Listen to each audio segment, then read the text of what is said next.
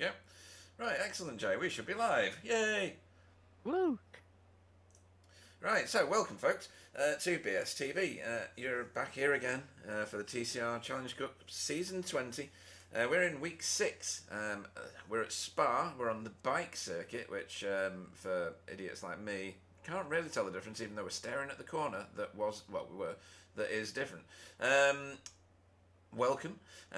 This is week 6, so it's an endurance race. I'm Pete Bingham, and I'm joined in the booth by Jay Corley. Good evening. Good evening, Pete. I hope you're doing well today.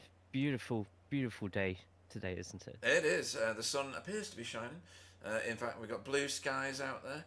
We'll look at the weather in a minute. It says cloudy on there with a little bit of wind and 77% humidity. Not the warmest, I don't think. 32-degree track temperature.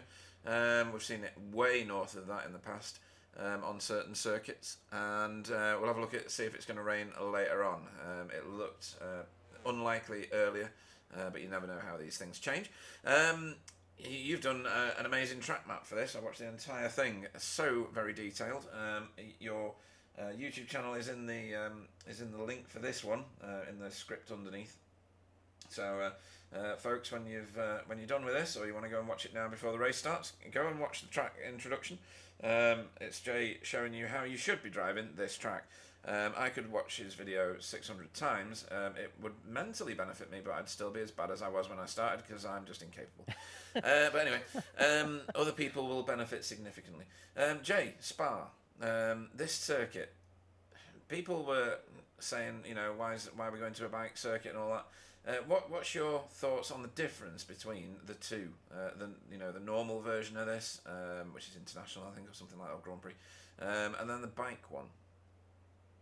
To be honest, there's literally only the single corner difference, but that single corner does change how you exit out of one corner and how you adjust your braking points to approach the next, and I think we're actually approaching it right here right now, and as you can see, it comes at you a bit sooner. It's a nice crest, and you can use a surprising amount of the exit road and a little bit of grass on the exit as well. So it would depend how many of our competitors today have taken note of how much of that exit you can use, how much you can throw the car around there, and we could see a few position changes even before they start turning for Puan. Well, one thing that's going to be clear, Jay, is who's not watched your video?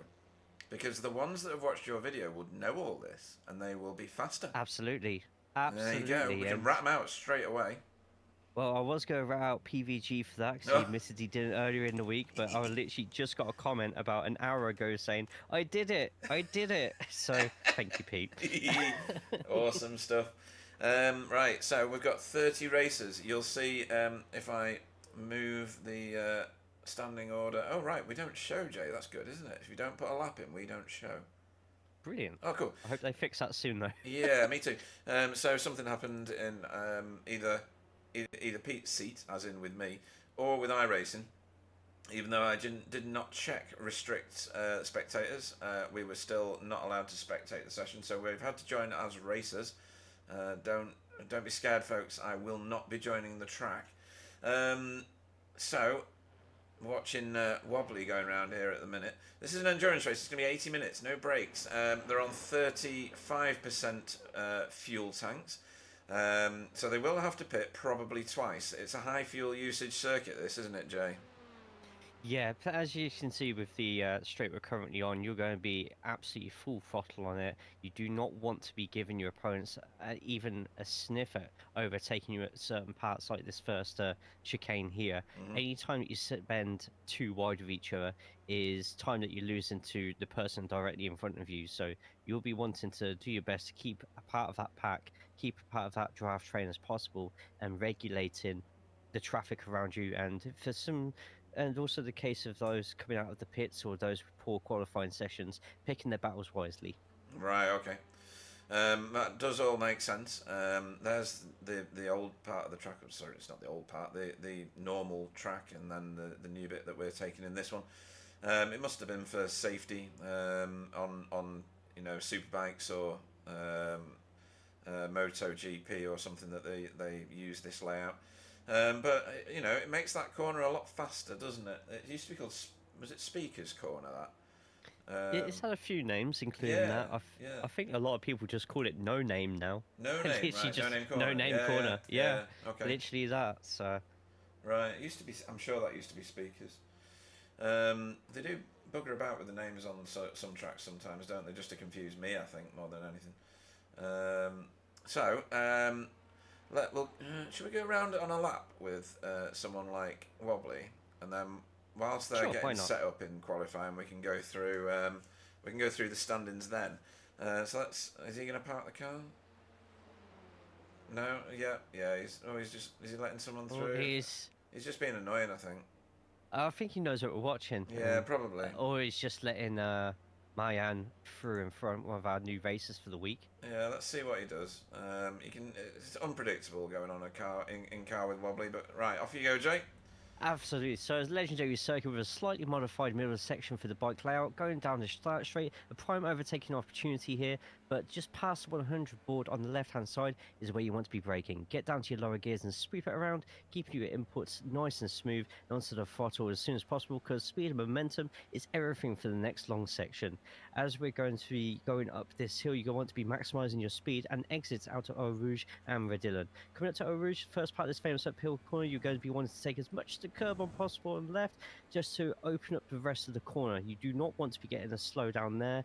It is about a second and a half, and when you're in an endurance race like this, trying to keep up with the pack, it is literally the worst case scenario, especially when you're trying to break off any slipstream. But down the straight, you're going to be finding a lot more defensive and attacking slipstream opportunities. Where the curbing begins on the left-hand side is where you're going to be breaking down the gears, sweeping your car around, following all around the right-hand side curb to tighter to open up to 6, but get yourself to the left to open up that corner just there, maximizing use of the exit curbing. It should be a nice smooth chicane that you're going for on there to really get the quicker times. After a downhill braking for 6, Wobbly is going to completely throw the car off the track and ruin the lap. Thanks, Wobbly. Oh dear. All right, hang on a minute. We're gonna have to find somebody at a similar point on the track. So we're gonna go for who are we gonna go for here? 20. Car 20, please. Car 20. Jaden Scotton. Jaden Scott, so he's now going to be breaking down the hill, and if he goes off the track, I swear to God, I'm going to do absolutely nothing about it. But we are going to approach the bike section now, a little dab of the brakes, and it's a bit of a blinded crest. You can really throw your car into it, use as much of the exit as possible as well. Puron requires a slightly harder dab of the brakes, lifting more into the turn and gently applying the throttle. It'll stop you from running too far wide and execute the slow and fast out of the touring cars using the diamond line and hitting both the apexes. And just like a broken record, starting your braking again at the start of the curbing, and just like the first chicane, utilising the same technique, sticking to the insides and opening up the following corners. Patience on the throttle is absolutely key here.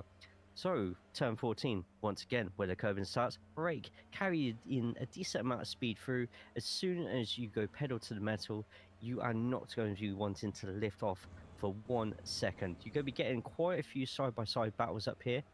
Even with the notoriously difficult amount of slipstream you get from the TCRs, you can actually get enough here to potentially go for the photo opportunity, go for that really flashy outside overtake off Blanchemont, but be very careful. Going too far wide can ruin a qualifying lap and set you straight back to the beginning again. Bus stop chicane, zone after the white paint line is where I'm suggesting you use as a brace line to brake. You can mount both curbs if you want to, but try and keep it as smooth as possible, onto the throttle as soon as possible, and there you have it, the bike layout. It's a beautiful track. I love this track so much. Yeah, that was. I think that corner's better than the original corner. I love it. Yeah, I like that. I'm a massive fan of elevation corners like that, like tracks like Mid-Ohio, Barber, even Laguna Seca's Corkscrew, probably the most famous of them all. They're just, they're great to drive around. They are. Differences today. Chesney Vandenbroeke, in a new livery, Jay. Some beautiful artist has done this one. Do you know who the artist was? Possibly. I know he's extremely handsome. Yeah, I heard that. Much it stands out, which is always what you want from paint, and all the relevant advertising all over it. Nice colour scheme, like it. That's writer engineer in esports. And then a new driver sign up is Mayan. I presume that the J is silent. Koderman. I've got him in pro purely on the back of his I rating, but that may get amended depending on how familiar with the TCR he is. So we'll see what goes on with Mayan. Somebody sliding through the track there. That looked like Anthony Hilton. It was. Getting a bit sideways there. Not like Going him. for the style points. Yeah, going for the style points. Daniel Lewis, not on the track at the minute, but in an obscenely high position. Again in the standings. He keeps getting toe, he says. I'm not buying it. Right, so let's go and have a look at what the what the standings look like right now. So, next week we'll trip over to the right-hand column. So now we should, talk about... Should we switch it over now, Jay, or not? I don't know. It makes the pros extremely excited. Actually, to be honest, both sides are very close to the top three. Yeah. That's brilliant. In fact, if you look at Wobbly in fifth there, his points on the right-hand column bring him into second place. So you've got 4 cars there fighting it out. Yeah, actually, it brings him into first place. He'd be first, yeah. Oh, my God. No, it's not changed the standings just yet. So at the minute, on the left-hand column, Stephen Walker is your championship leader, with Pete Newman in second and Kasper Smirnoff in third. Rene is not that far behind, only 100 points behind, and then Wobbly. So the top 5 are pretty much stuck together. Then there's a bit of jumps down to other racers that haven't been able to race all the races this season, and a few at the bottom there, like Mayan, who have joined later on in the season. So that one is going to be a thorough smash and grab for somebody later in the season, I think, Jay. Yeah, it really showcases the importance of keeping as consistent as possible. More likely so if you have a look at Casper, hasn't won a race yet this season, but has always been up there consistent. And look where he is in the table, and even more importantly, look at the drop points, and he's still up there as well. He's not had a bad week, really. No, he hasn't. No, absolutely right. It's a great performance from Casper. Right, let's have a look at Pro-Am. This is the middle class. These are the ones with the green number boards, folks. Green number boards. The previous one was blue number boards for the pros. So green and Pro-Am. Jamie Wilson is leading the way here. But again, if you let your eyes drift casually to the right, he's not leading it with drop weeks. So this is another one which is going to be very hotly contested. But on the left-hand column, Jamie's got a 10-point lead for now. Tony Walker, T, is not that far behind, really, especially when you look towards the right-hand column. PVG, very much in contention on both sides yet again, as is Deck Crowther. He's had a great season, Deck Crowther, hasn't he? He's been right up there, Jay. That Audi is absolutely pumping for him.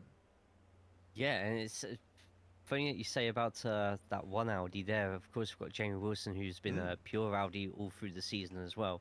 This is my favourite standards table in the whole championship so far. You could go literally as low down as 11th place in the table, maybe even 12th as well, and that's even lower than that. Actually, it's still people with over 600 points after a drop week. Yeah. So it takes us any of the guys at the top to have 1 or 2 bad races, and we could suddenly be seeing Jaden, Jura, Dietmar, this is a very open championship, and with the endurance race today, we could see a major shift or just a slight rejumbling again, which is going to be entertaining, I think, no matter the result. Major points on offer here, triple that of a sprint race. So it's very much in the interests of these fast racers to get the points hauled in if they want bragging rights into next season. Look all the way down there, Jay, to 8th place, Freddie van Eekhoven, 733 points. He's not got a drop week included yet, so he leaps up to 4th place. Yeah, I think that drop week might even just be not turning up for a week. Yeah, that's probably the one that's getting counted. So every result will now count from now on, and obviously that mega win in Montreal is really sort of like giving him a good reserve bank account here to dip into should anybody else have a bad week, where I'm sure he'll be more than happy to take a couple of positions on that championship table. Absolutely. Right, and then let's have a look at AM class. So these are the drivers that are developing in their skills. And you look at Daniel Lewis and you think, what on earth? But then he's not that far ahead when drop weeks are considered. He's only 100 points clear of Paul Hurley. This one, the order is fairly well maintained right the way down, regardless of which column you're looking at. But it does reduce the numbers in the right-hand column, reduces the gaps a little bit. Chris Dixon doing a great job in that work guard Honda. And Andy Littler and Fiona. So work guard well represented, Jay, in the top five. 3 cars in the top 5 in this one. Absolutely. I don't think they could be any happier with that. Well, obviously they probably want to go a little bit higher, but 3 cars even in the top 5 is a mega achievement. So fantastic by them, and David Ayres in the safeguard by Result as well, just behind them. So there's Result are definitely dominating our eyes when we look at these championships. Yeah, they are. Let's have a look at another one that they're dominating, or they were last week. Are they still? They are. So Result X Pure Sims, Michael Hall and Pete Newman leading the way here. But look at the gap, Jay. Oh my God! I don't think I've ever seen it that close in the team championship ever. That's brilliant. Yeah, that shows the consistency of Pete Newman and Michael Hall, though, doesn't it? We've not seen a win from them, have we? Have we seen a win from Pete? Pete got a win last week. Yeah. A nice controlled drive on race 2 last week, and Michael's always been up there in the AMs as well, including I think 1 or 2 AM victories for Michael as well, actually. So they've been, like you said, the consistency of both of them has done what we thought was going to be impossible after a couple of rounds, and they've not just caught up to Hydro Race Geo, they've actually passed them. Small margin, so every result's going to matter here. It is, and then suddenly all these incidents that certain racers have picked up over the way from doing daft things, they all mean something eventually. All mean something. Driver of the meeting. This is becoming a bit more developed now. So Jamie Wilson, Freddie Van Eekhoven and Casper all sharing that top spot. Tony Deck, Pete Newman, Daniel Lewis and Tom Woodcock all sharing technically 4th place. So that one is going to go on for a lot longer. Not a lot to speak about just yet, so we'll skip that and get on with it. And then Sir Alan's Safe Driver Award. Deck Crowther. Not only is he right at the top of his of the standings, he is the safest driver. Only 23 incidents in over 2,000 turns. You look at the company he's in, the likes of Michael Hall and Paul Hurley, Renee, Daniel Lewis. We've got just a league full of safe drivers, Jay. It's brilliant, isn't it? Absolutely, and it just goes to show one mistake could have you tumbling from that top spot as well. Where Daniel was top last week. He had a bit of a rough round in Zandvoort, we'll say. And just because of those slight incidents, he didn't rack up the incident points at all by any stretch. But the fact he's got that many drivers who are driving just as safe as him, ready to take those positions in the Safe Driver Award, it's very reassuring when when you can claim that you've only had 23 incidents in over 2,000 corners. I know, yeah. That's brilliant. That's some stat that. Yeah, that's fantastic. Right, that's the end of our standings, folks. If you want to see the standings, there's a link in the description for the YouTube channel, and you can watch the live timing as it happens. Why not? Let's have a look. No times on the board yet. Obviously, they're still on outlaps at the moment.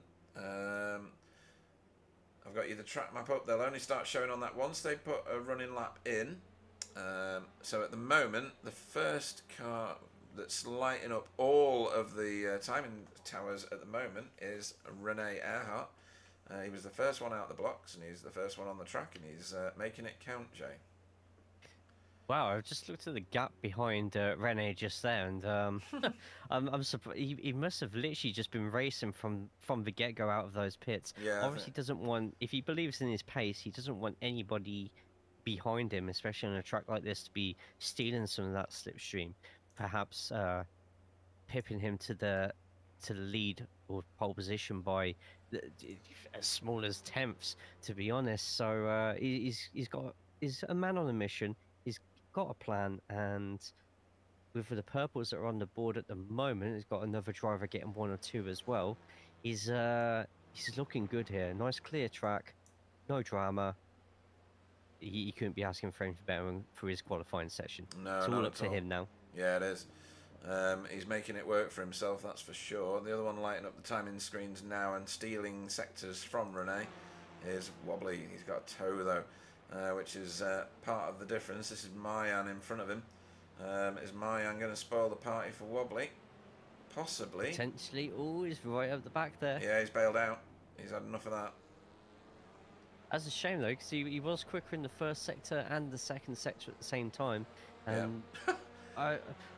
You don't need fast maybe sectors to get to the top. Jamie Jeffrey takes the overall fastest lap of qualifying off the first run for everybody with no fastest sectors, Jay.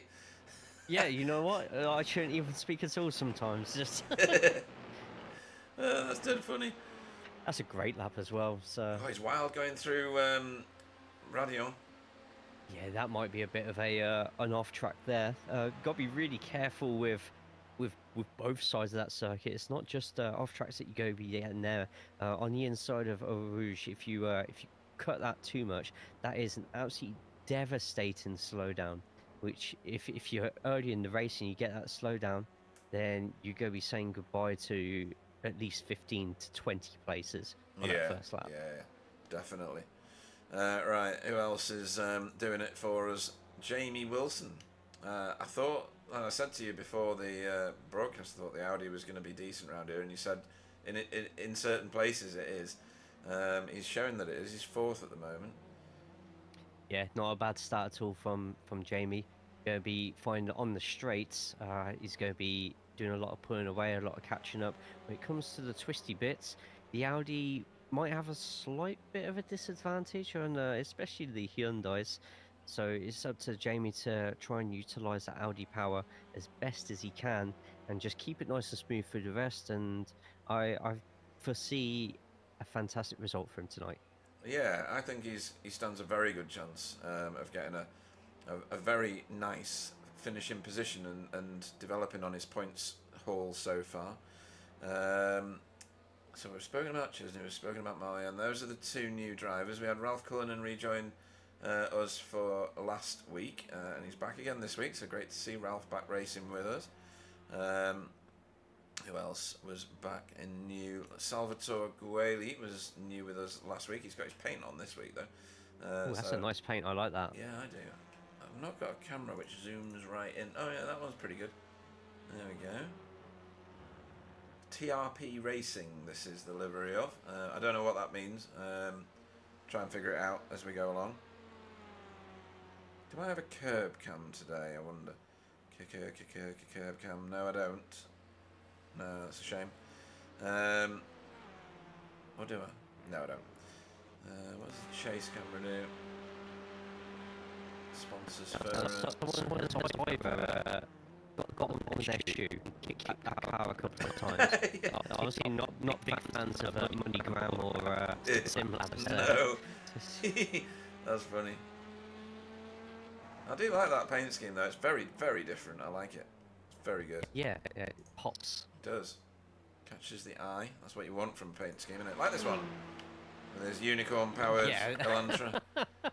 Yeah, there's catching your eye and there's nearly taking out your eye. Yeah. Why not? Yeah. Michael Hall starts floating north now in his Veloster. Yep, a nice solid time just there. He's got PVG just behind him, who's giving a toe to PVG at the moment. 12th place, a second off the pace. But if Michael Hall is keeping up this pace and PVG just sticks behind, then expect to see PVG possibly sliding into that top 10, depending on everyone else's laps. There's two, you might be able to see it on your map there, Pete. You've got two clusters, big clusters of cars at the moment, and they will all be slightly using each other for their slipstreams. I would expect whoever's second or third in those clusters to potentially get themselves into some top 5 positions by the end. Yeah, well, Freddie Van Even though, Eekhoven's one of them. yeah, even though some of the others who are just dotted around the track, you got a nice clear track. If you can utilize a little bit of slipstream over somebody in front who doesn't mind you using that slipstream, then you can get some absolutely crazy times in an important long race like this. So, provisional poleman right now on a new set of tyres is Pete Newman, who's put in a really good lap, actually, 2:33.11.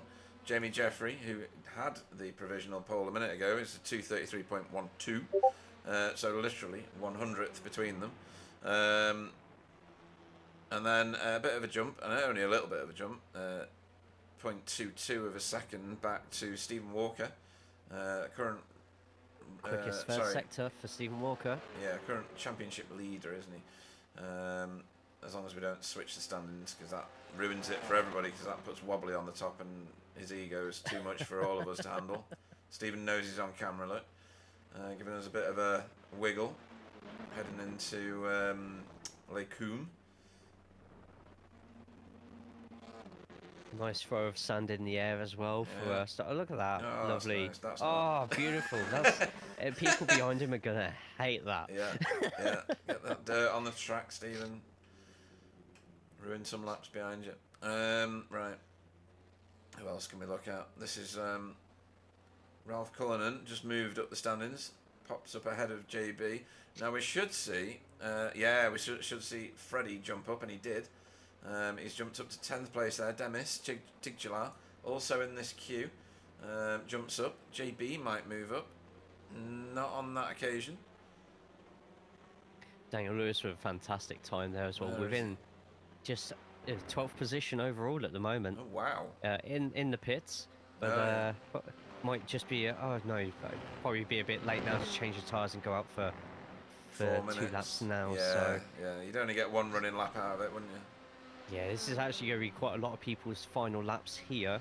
Probably say those who are on turns 14 and 15. So we've got Stephen Walker. Well, don't forget, Jay, Spermo. this is not a heat session. This is a standard racing session, so it will run them out till, the average lap time beyond the end of the 15 minutes. Good point, yeah. I wonder how many of them realise that. Sometimes. Yeah. We're so used to doing heat races these days that we forget that standard races still follow the old format. Someone's followed the old format of testing out the barricades. Yeah, I don't know who that was. FIA would love them for that. Yeah, was that Carl? I think it was. Yeah, that Carl's been minced. Does it not give me crashes? No, it doesn't give me crashes in qualifying. That's silly. Does it give the off tracks? It does, but there's quite a lot of them. I can't pick out which was the right one. Might have been David Ayres, you know. Was it this one? Yeah, I see it went off the track and didn't quite come back on it. Yeah, this might be it, actually. Oh, is it? No, I don't think so. There's a pit line there. No. Let's have a look. It might be this one instead. UG, very possible. This might be it. No, he's just going to drift. Yeah, it goes wide. And maybe he thinks, nah, I don't want to do this anymore. Oh, yeah, it was him. Yeah, you're right. Yeah, he just bailed on that. That sounded so much bigger than that little love tap there. I thought it was going to have drama and, body parts and things like that flying out of windows, but no.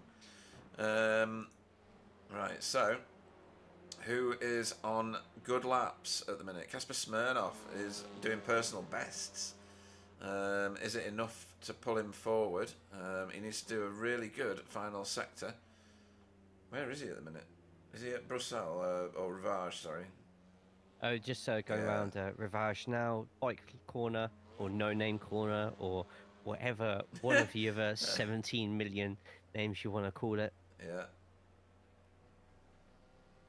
Tapuan slowing down for that one. He's at the end of sector 2, so that was a slower sector than he's done previously. Now he's into sector 3. So he's got a bit of a toe here in theory, if he can get a little bit nearer. Stephen Walker in front, setting a fastest sector 2. Oh yeah, fastest of anyone sector 2. Oh, and he's bailed on it. Yeah, there was a red number on there. I did wonder if that meant it was going to be an off track or not. Oh, is it invalid sector? Yeah.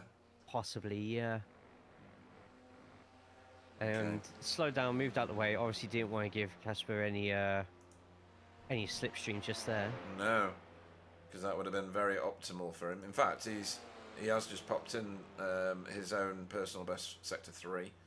So sector 4 awaits Casper Smirnoff to move up. He needs at least a 10th to get 1 position. Let's see what he does. That was Nice a lot of curve. that first one. Yeah. Yep. As long as he keeps the next one completely That's smooth. tight, That that's was a good. bit wide. Check us out. Check us out. Yep, and there we go. And no improvement. Oh, there is. Oh yeah, he's jumped up. He's put Jamie down 1 position. Jamie is not on a lap. Probably just getting some last minute practice in there. Yeah. Just having a quick look around. Wobbly not on a lap either. It has a few invalidated times. And down the lower end of the order, Fee is putting in occasional fastest sectors, personal sectors. Yep, herself and Chesney as well in 26. Oh no, Chesney's doing all right. He's not got a fastest sector, personal sector on the board at the minute, but that might mean that he'll still jump up above somebody. Ralph's pulled off. Andy Littler's pulled up. Jamie's the only one still gunning it at the minute. So he's either doing it for the experience of the turns, Jay, or he's secretly averaging out his times in his head, and he might just move ahead of Casper again. But from the times that I'm seeing, he's not going to do it. No, it was already a second slower than Stevens sector 2 all by itself, so don't really think there was much sorry, I'm reading much gain going on there. There you go. He's practicing his pit stop, which is a very, very valid thing to do. They're going to have to do this approach at least twice. Hopefully no more than that, because otherwise that means it's damage. I don't think anybody's going to have a solar powered car for this one, Jay, do you? I think you're going to have to pit the car. Oh yeah, absolutely. Twice, I mean. One stop. You might even have to do it twice. Yeah, 1 stop in it's a bit of a stretch, I think. Evening to Sir Alan Toon on the chat. Lots of chatting going on there. Best repellent paint. That's good. And then, Jen Chiller's on the chat. So, Cutting Corny TCR team, well represented in the fan base. Always great to have you there. Kurt is on there as well, so he's also shouting for Rene. Is Dietmar in? Did I read out Dietmar's name, or is Dietmar not here? I think we did in the championship, but I'm not sure if I have actually seen him in the session yet. No, he's not in the session. So, personal. Yeah, no, that'll be it then. Yeah. Real life must have got in the way for Dietmar. No Stefan. Did I see Stefan? Somebody did announce something about having to take a break for a couple of weeks. That might have been. I think that Dietmar. I'll have to have a look. It probably was. Yeah. Silas is on a sabbatical in Japan at the minute, so. Wow, I'm jealous. Yeah, me too. So he'll be back eventually. Once he's stopped doing tours of Japan. So right, there's the end of qualifying, folks. I shall run us through our starting order shortly, once this ticks through properly. This is the joy of normal racing, on iRacing. Yeah, lots and lots of time to consider life, you know. And Fleisch is in there as well, again, shouting for Cutting Corny TCR team.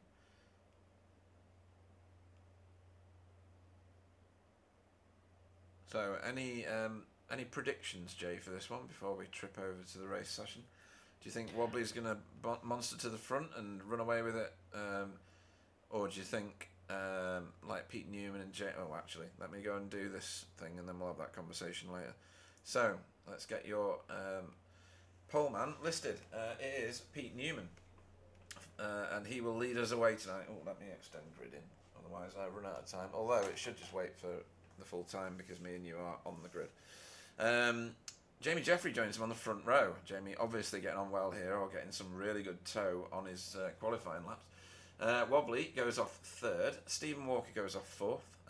5th will be Kasper Smirnov. That's a really good qualifying result there. Jamie Wilson, really high up as well, 6th place. Michael Hall in 7th. Renee Earhart in 8th. David Ayres. There's going to be a poke in the eye for that one, Jay, honestly. Oh, no, that's more of them. What's Chesney doing? Chesney, I thought better of you as a new driver. Oh, I can't find a camera. Oh, Jay, they're all... Oh, that's a bit better. Right, okay. Where was I? Renee, 8th place. Carl will go off in 9th place. Freddie will go off in 10th. Stefan will go off in 11th. Daniel Lewis, stop. Will you all stop it? Daniel Lewis goes off 12th. 13th will be Tony Walker. Demis Tigchular off 14th. 15th will be Pete Van Gool. Salvatore Gueli will go off in 16th. Euro Larkinen off 17th. Anthony Hilton off 18th with Jaden Scott off 19th. Mayan Kodeman off 20th. Deck Crowther off 21st with JB DJ off 22nd. Paul Hurley off 23rd. Ralph Cullinan will go away on 24th. 25th will be Chris Dixon with Chesney off 26th. 27th will be David Ayres. Andy Littler will go off 28th. 29th will be Fee. Jay will not race. I will not race. And hopefully Dale Bennison... Oh, he has. He's joined the grid. So Dale Bennison will go off. He'll be wondering why there's car spaces in front of him, I think. Oh, no. yeah, because we're supposed to be there, Jay. Right, that's your starting lineup, folks. Well, that's a nice view, isn't it? This circuit is... it's good for big fields, this one, isn't it? Oh no! In the invoice chat, they've just asked where we both are at the moment. I'm making a guest appearance. Yeah. Driving backwards. Yeah, probably for me. Just wouldn't even start. Right, we're away, folks. Here we go. David Ayres got a good start, or somebody else did not. I think it was Chris Dixon did not go, nor did Andy Littler. So round we go for the first time. Right, I am getting on my screen straight away. Oh! Daniel Lewis. Oh! Ooh, God, that was great close. Reactions there. Wow, right, I'm amazed that the rest of the field did not collect him. That was great driving from everybody, wasn't it? Absolutely. I was just going to say before that incident happened there's already been a black flag. Oh! Possibly for a jump start from Jamie Jeffrey. Oh, you are kidding. So he'll have a couple of laps to try and shake it off, and he'll probably wait as long as possible before taking that penalty, but that's absolutely devastating, especially in a race like this. Yeah, it is. Kasper getting a bit mobbed here by Geo cars. He'll stay around the outside here. Yeah, plenty of space for everybody to try and get by the side of each other there. Nice wide Grand Prix track for a lot of these cars here. Get a lot of strange, weird and wonderful cars driving around here side by side every week, it seems. Yeah. Kasper getting back in line. He was desperate to get back in there. He was getting freight trained at one point, and he's managed to sort himself into the line, which is good. Everybody's back in order now. Even Daniel Lewis is only 2 seconds off the back of the pack now, so he's caught it up already. There's a battle going on here with Deck Crowther, and is that Jaden? Yes. It is, yeah. Deck already up 2 places, looking to make it 3, but... Battle of the Audis. Everyone... and a nice bit of bumping just there from Anthony Hilton to Deck just there, giving each other space on the exit of that corner. Keeps both of them in it. Yeah, JB quite a lot of risers. Yeah, JB DJ skulking at the back of here. Right, let's see what's going on at the end of this lap. Jamie Jeffrey in the tow. Black flag in hand. Yeah, bit of a dilemma for Jamie now. Does he just sit behind Pete and try and get a bit of slipstream, or does he attempt to fight it? Perhaps try and slow Pete down so it gets the pack a little bit closer together and makes it easier. He's gone. Oh, he's taking it straight away. Okay. It's probably... Oh, a big instant.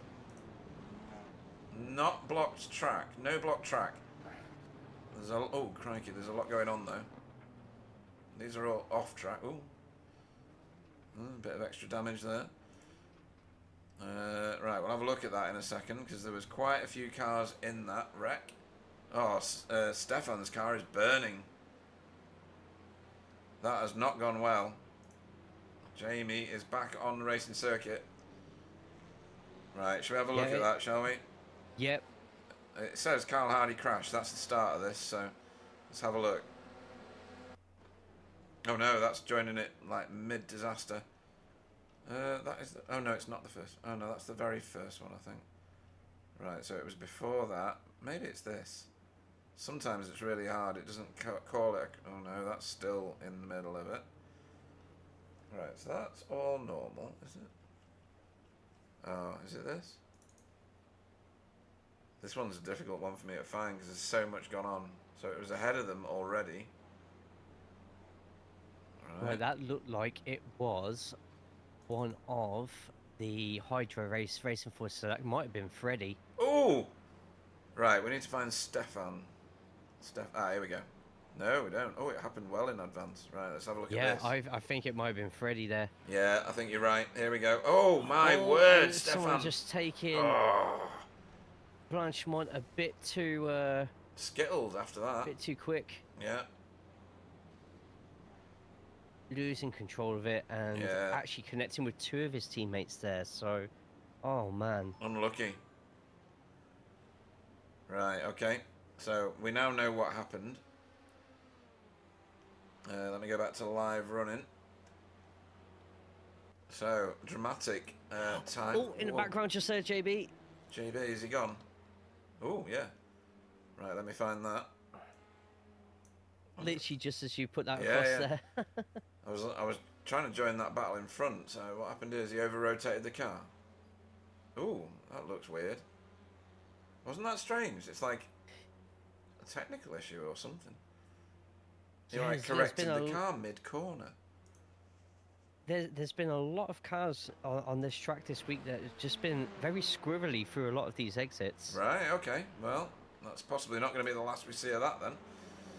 Right, the field is a bit broken up now, folks, as you can probably imagine. We've got some big gaps at Fiona and further back at Stefan, who is back on track now. He's done his time repairing the car, or towing the car, I should say, and now he's got his fast repair done.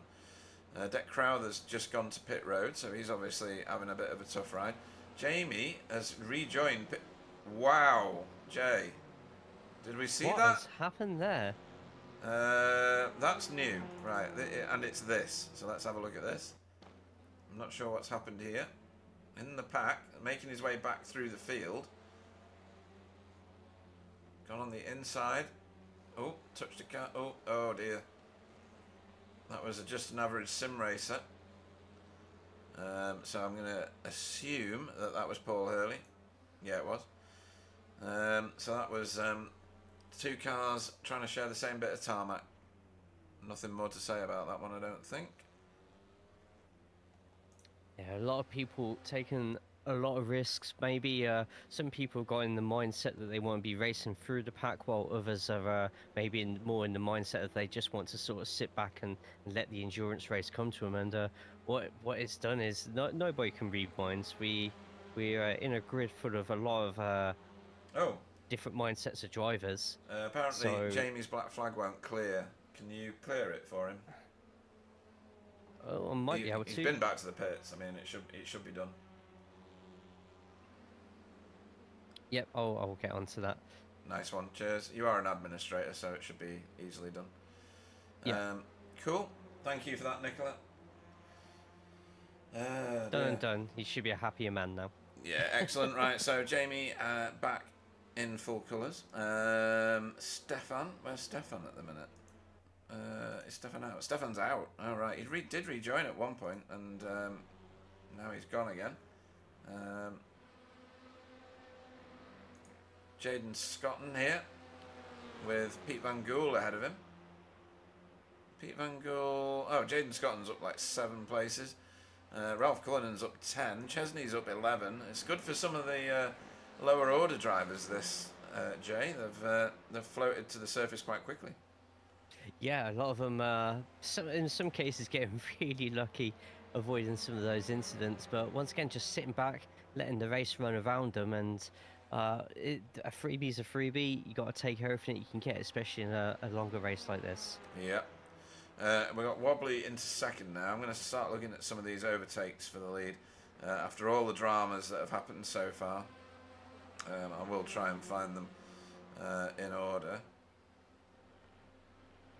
Apparently I passed you, Jay, for P32, and then you overtook me again. It's a bit rude. Yeah, well, switch back up and under. Sometimes you got to take all the chances you can get. You know what I mean? That's hilarious. So I'm guessing that there's a lot of slipstreaming going on in this front group of cars. Wobbly trying to bridge that gap to Pete Newman. Yeah, the gap at the moment 7/10, so enough on the straights to get a slipstreaming in. What Pete needs to do is to try and expand that to over a second in this middle sector. It's a difficult thing to do on this track, especially when well, they're both in different Hyundais, so they have a slight advantage over the Honda and the Audi in this middle sector. It looks like Wobbly is actually slowly catching up to Pete. All Wobbly has to do is keep within that slipstream, and he'll constantly be a burden in Pete Newman's mirrors. Yeah. And if you look behind Wobbly, you've got Stephen Walker and Cassius Momo, who are all within slipstream and range as well. It's like a Formula One DRS train. Yeah, it Apart is, yeah. from cars are a bit bulkier. We all love the TCRs. Some of us are a bit 50-50 over the F1 stuff. And yeah, it's Jamie Wilson going to be trying his best to try and catch back up to that lead pack, but with Michael Hall just behind him, he's got his own problems to think about at the moment. Yeah. Jamie Wilson floating up as the top Pro-Am car at the moment, with Michael Hall right on his tail here. And then Renee. Who was the car right at the front, right at the start, that is no longer there? It was Jamie, wasn't it? Yeah. Jamie's still in the pits at the moment, so I just wonder if there's... I think he'll be repairing damage, I would assume, because he might have not unticked his fast repair the first time round. And it will just repair your car for like a fly on the windscreen, folks. It's sometimes a bit silly. How many fast repairs do we get in We this, get one. this race today? One Just valuable fast repair. I doubt very much he would have used it after his first one. So yeah, maybe a fly just splattered a bit too much, and iRacing thought, yeah, we'll get Gav from Autoglass in and get that replaced for you.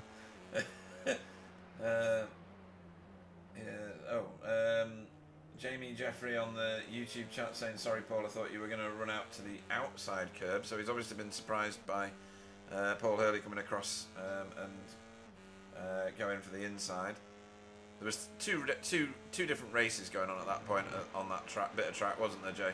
There was the race for position, and then there was the race for Jamie trying to make his way back through after getting black flagged.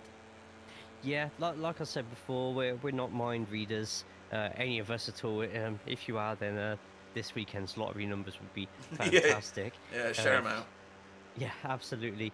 Paul, I think Paul did have somebody on the outside of him, which if you're already passing Paul on the left-hand side, you're not going to be able to see what's going on the other side there. There's God, look at the logistics of the back of that Honda. Beautiful thing, isn't it? Yeah, it is, yeah. Sounds like a wasp's nest just blown in your face. It is a good sound from the Honda, to be fair. It is. It's an absolutely fantastic sound. So that was Chesney proving the toe works, even if he wasn't ready to effect an overtake on Ralph at that point on the track. Yeah, there might also be very slight bits of fuel saving going on at the moment at the same time. If you deem the person in front of you is that much quicker, why not stay in their toe and give yourself an extra few temps per lap? Because after 10, 20 laps, then those temps become literal seconds, which could be the difference between some of these bigger point scoring positions, especially in the Pro-Ams and the AMs. Yeah. So we've still got quite a lot of this race to go.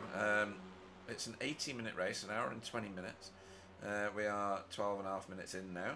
We've had all the dramas of a complete 80-minute race in the first, 2 minutes. Probably getting close there. Yeah. Yep, and still the first four, all within a second of first to fourth at the moment. Don't know if we'll see any moves straight away, or if the top four, or second, third and fourth will be happy to keep up with Pete Newman's pace. Jamie Wilson's second and a half behind, so he's not catching any toe anytime soon, unless somebody in this top four makes a move. If you're going too wide through a corner here, it's going to lose you significant time.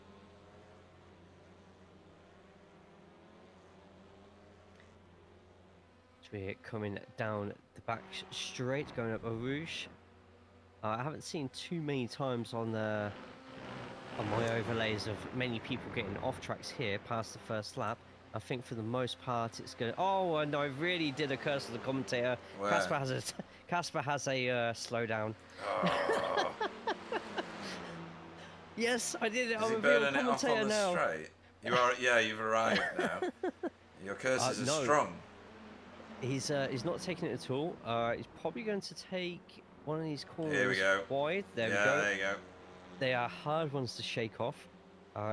If you're a bit further back in the field, they are a bit easier because your natural pace compared to the leaders is going to help you get rid of a few of Still those burning slowdowns. it. Good grief. Yeah, and there it is. It's finally gone. And now in a battle with Jamie Wilson, nearly too wide through the bike corner. Yeah, Casper positioned his car very sensibly there on that side, didn't he? Ready for optimal line through the following corner, through speakers or no name or whatever we're calling it now. Jamie's going to try and get him on here, though. Yeah, it might be forcing Casper out wide. Look at that sweep around, beautifully done. Yeah, nice. Jamie is going to have a straighter carve on the exit, so another move could be on the cards here. Maybe a late dive, but Jamie thinks better of it. Yeah, Casper doesn't need this, does he, if you know what I mean? He wants to get back onto that group ahead, and having a pesky Audi nipping at your heels is not what he needs. No, not at all.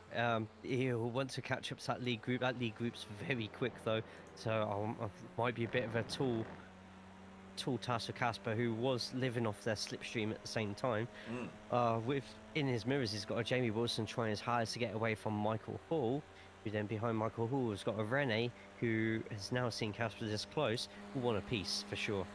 Yeah, absolutely. That's the view back from Jamie's car. You can always spot the people that make the cameras on the cars, Jay, because the 87 Wilson is visible in both views. So there's a bit of advice for you folks. Figure out where the cameras are on the broadcast and get better advertising for your numbers. Right, so there's this still going on. So Chesney got it done in the end. When did Chesney get that done? Oh right, like a minute ago. Oh, it was quite a little battle actually. That's it after the event, I think, and Chesney's going to throw it off the track a little somewhere here, is he? I don't know. Yeah, if I had to guess, it was probably on that back straight. Here we go. Yeah, so this it's is an immense amount of momentum there. Yeah. And look at that, just really nicely easy done. Manages to get slightly back onto the racing line as well, maximising the amount of speed he's taking through that chicane, and a really good professionally move done. And Yeah. hopefully a battle that lasts for a couple more laps. Well, it lasts again here because I think Ralph comes back at him on one of these corners. Maybe not. Maybe it's a bit further on. Oh, we just missed this happen. It's another Camel Straight moment, Jay. Yeah, with that added Audi power as well. Unfortunately, Casper being after a while, there's no point even defending it. No, not when the car's sailing straight past you like that. That Audi grunt getting Jamie ahead there. Yep, and even in the live view at the moment as well, Casper's still very close behind, just under 3/10. So he's going to be possibly looking at making that move back at the hairpin. Hairpin? There's no hairpin. I'm of course on about the chicane. Yeah. Well, hairpin on turn 1, but we all knew what I meant, didn't we, everyone? Yeah, right? Yeah, of course we did. Jamie Jeffrey says it looks like he was rolling back slightly on the launch. His handbrake was on though.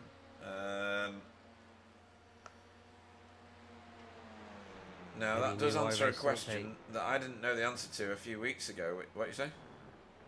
Oh no, carry on with that. which is if you roll backwards, do you still get busted for a jump start? And apparently you must. Yes. Right. Yeah. Through Portimao was quite a bad offender for it for a lot of the Hondas and the Hyundais as well. And is hopefully it's not too much of a passing going on. I think it's for those who, and Jamie, you might be able to let us know after the race, but could be a case of binding a button to a handbrake doesn't necessarily mean that the handbrake is going to be set to 100%. Oh, I hope really? that's not the case. Who knows? May have to delve into that one a little bit deeper. Well, Jamie back racing anyway. It's worth doing. This is an endurance race, and there's lots of it left, and we've seen how it can get messy pretty quickly. As again, Casper down the inside of Jamie. Ooh, that was a bit close there. Is that going to be another slowdown for Casper? Because he took a lot of that curb. No, yeah, he's escaped that one. Wow, oh, that was a lot of curb. Yeah, not the optimal line through there, but which is probably why it's not a slowdown. But this is iRacing. Their slowdowns can sometimes be a little bit weird and not make sense. But he survives that one, keeps in front. Steamwalker going off track slightly there. Looking at the far bit of that camera there, he didn't go off too much. Derek gets a move done on Chris Dixon and on Cullinan as well. In fact, battle for 15th place at the moment is providing a lot of swaps in position at the moment. Ralph's car looks a bit battered, which I think is why Chesney's managed to get away so quickly. But yeah, Derek Crowther and Chris Dixon making a good three-way fight for this one. Yeah, I just saw out the corner of my eye a few of those positions swapping around a bit, and they're definitely taking a few chunks out of each other, but nobody off the track, nobody into a wall, so far, for us anyway, so far so good. Yeah. Casper's getting slightly further ahead of Jamie now, starting to get a bit of a gap. Still under half a second, but it's definitely more than a ruler's length between them now. Meanwhile, the top three still Pete Newman, Wobbly, and Stephen Walker. Pete actually managing to get 7/10 away there, but as we're coming up to the long straights now, you're going to see just how well that slipstream is going to work out for Wobbly. You might even get an added bonus here of a slight little bit of a bump draft from Stephen Walker as well. Yeah, that's. I have suspicions that there may be some fuel saving strategy going on here in these Geo cars. So let's go and have a little listen. I mean, you can't fuel save going uphill, can you? I mean, come on. No, you cannot. Any fuel saving here, you'll hear Wobbly lift way before that curb on the left hand side, and to be honest, you'll want to try and make your straight away. Definitely a bit of fuel saving going on here, and that's just to get those shorter pit stops. And if that shorter pit stop can give you an extra second, 2 seconds on somebody, then why not go for it? Yeah. In a pretty safe position with Stephen Walker right behind him as well. So he's clutched in. Wow.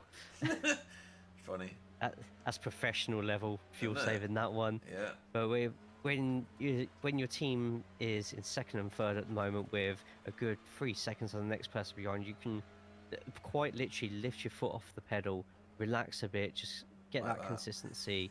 Yeah, pretty much, and it works. Yeah. Because you've now got Pete Newman pulling you along, and Gio, I'm going to say, at this moment in time, the favourites to win this race, just purely on this fuel saving going on at the moment. But they are they're doing little bits and pieces there just to keep us on our toes. Yeah, they are, definitely.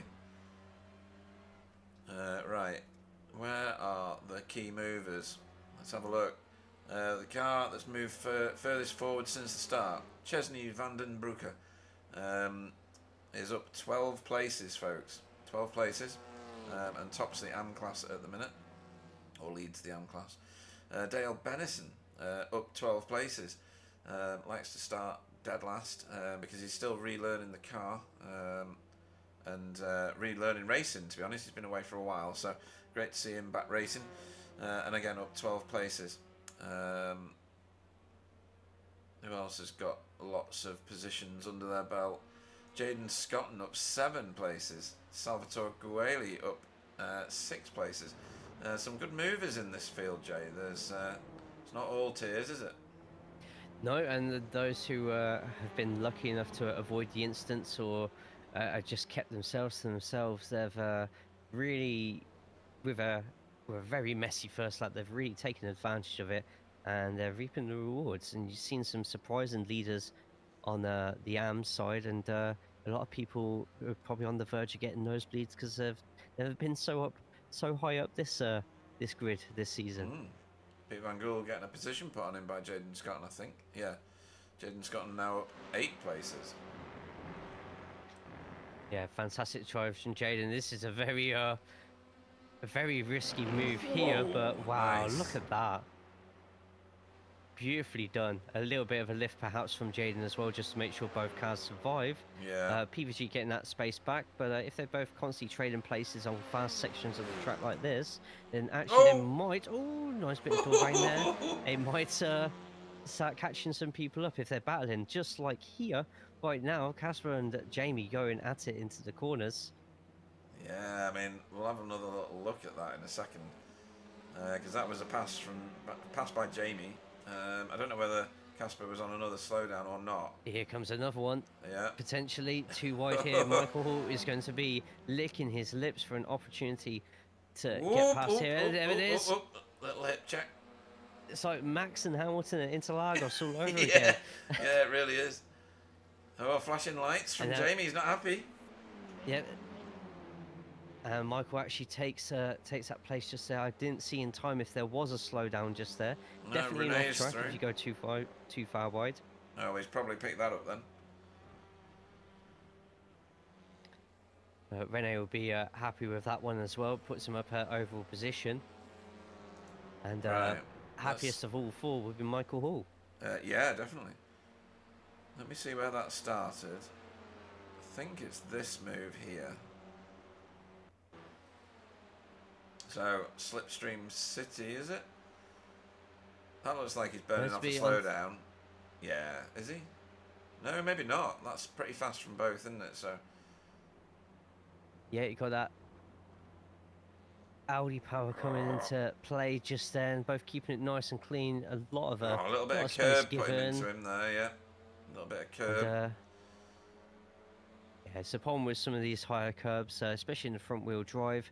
As soon as you ride those curbs, you've got to really sort of anticipate how much more understeer your car's going to be getting. It gets a lot anyway, these front wheel drives, but with hitting the curbs and having your front wheels actually lift off the floor, you're not helping yourself when it comes to the grip in the corners. No, true. Oh. Yeah, I don't think that was really Casper's fault too much. No, I don't know. A tiny bit of curb straightened his car up a bit.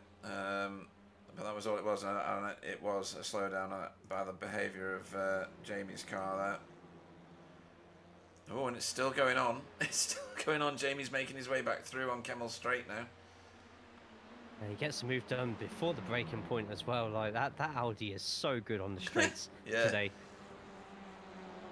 And the track's actually getting a bit cooler as well, so we might start seeing even more blistering laps by the end of the race as well, when the fuel tanks are getting a little bit lighter. So have a quick look at the weather forecast, shall we? I don't think we'll hit that 1% at that time. No, we'll never hit that.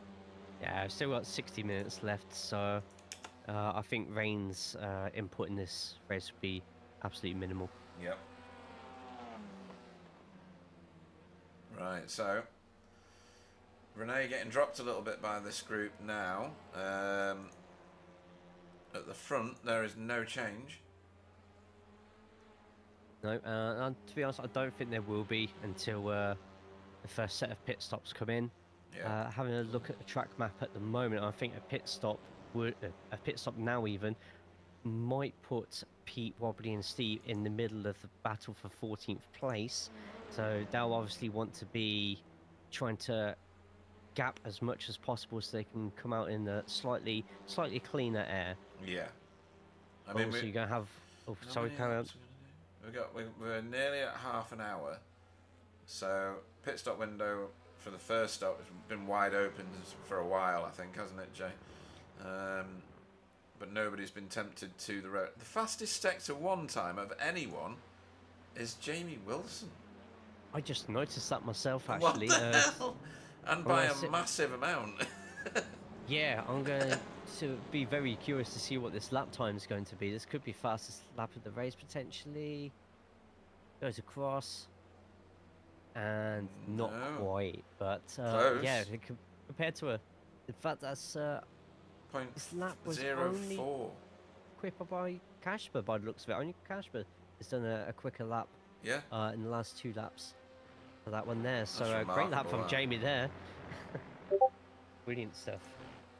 Has really turned around that slight altercation with Casper. He's going to just look at working his way back up. Just gonna switch my streamer mode back on because I switched it off the other day. Streamer mode enabled. And that'll stop all those little pings coming through, folks. Sorry about that. Yeah, I've just heard on the radio someone's pit engineer turned to box, and look at that, as if by magic, Paul Hurley is in. Yeah, nice. First fuel pit stop of the race so far. So he's got a bit of damage to repair, but his fast repair should take that up. That was from that little incident with Jamie Jeffrey earlier. So he'll have a nice shiny new car when he comes out. It's like jumping into the spare car, folks, if you wish to view it that way. We used to have spare cars in touring cars once upon a time. Not in recent years, but you know. Dale Bennison into the pits as well for his scheduled stop. Having a good race so far. This is getting messy back here now. So this is Freddie on a recovery drive from earlier, Jay. Making his way back through. 12 positions back from where he started at the moment, but he's going to get another one here because Dale's in the pits as well. All about damage limitation for all of those who were unfortunate enough to be involved in incidents at the start. Very unlikely chance of getting a safety car now, and an even more unlikely chance of getting poles up either. It's just a case of keep as consistent as you can, take every chance that you get, and hopefully Freddie can get back into a higher point scoring position in the Pro-Ams. Yeah, and Casper has now gapped Jamie because... Ooh, hang on. Ah, right. Race leader to pit road, Jay. Right, this will be an interesting one, just to see exactly where Pete comes out, and a lot of people are following him here, so it'll be interesting to see how many extra laps Wobbly and Stephen have got out of this. Oh, that whole group has come together. Yep, this could be the one. This actually could work out pretty well for Pete. If everyone's pitting now, then that means he's going to have no traffic to drive back into when he comes back out. So far, the only cars with enough fuel to keep going is the 2 Geo cars, because they've been fuel saving for miles. Yeah, and I'm just having a quick look where Anthony is at the moment. Anthony's in the pits, I'm going to presume Mr. Crowther is as well. Mr. Crowther isn't. Oh yeah, he's just entered pit road. Yep, I think that must be the rest of the field as well. But Pete out, and we're going to get a very close one here. We are. And so they're out. Gets but out, these two are Jamie. Together. Yeah. So that stayed exactly as it was. Absolutely exactly as it was. Did Jamie get in front of Michael before the pits? Yeah, he was ahead before the pit stop. Ah, fair. Oh, now everybody's coming out into traffic. Yeah, you're going to have Paul. It'll be interesting to see where Paul Hurley comes out. Yeah, he was battling. Sorry, go on. He was battling with Carl Hardy, so we'll see if Carl comes out before or after Paul. He's in the pits at the moment. Paul Hurley's coming through the last chicane. Carl Hardy's not moving yet. He's going now.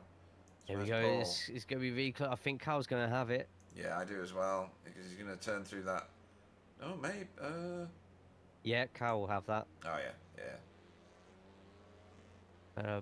Paul still keeps that third place in the AMS at the moment, so he'll just be looking at as the field spreads out a little bit.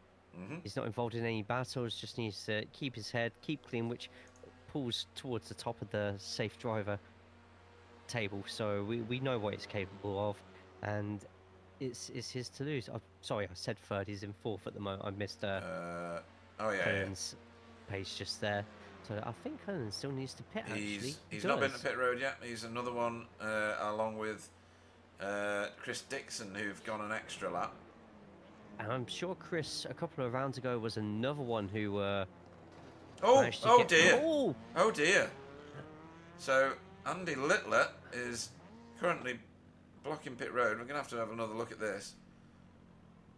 Don't know what the hell happened there. So Andy approaching the chicane.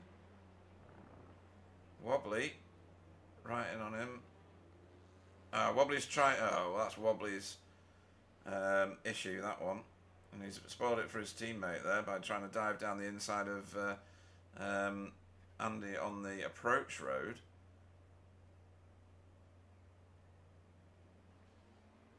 And Andy trying to find the right gear.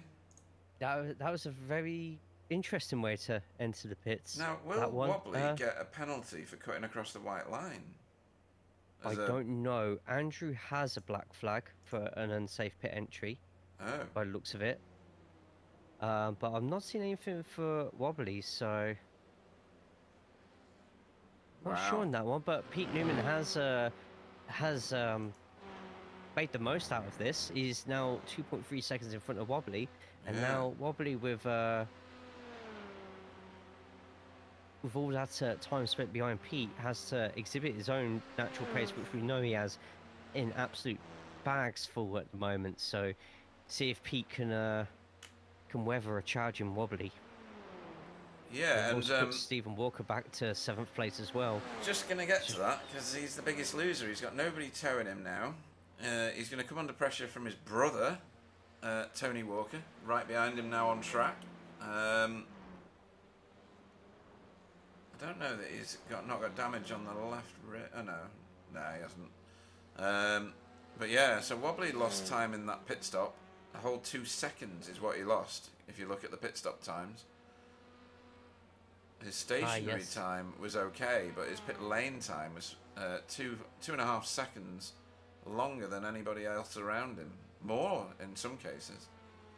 Yeah, looking at the amount of time he was in the box for, everybody is around the same amount of time. So it's my guess that everybody's going to be absolutely pissing again, and that was a little bit squirrely and loose just there.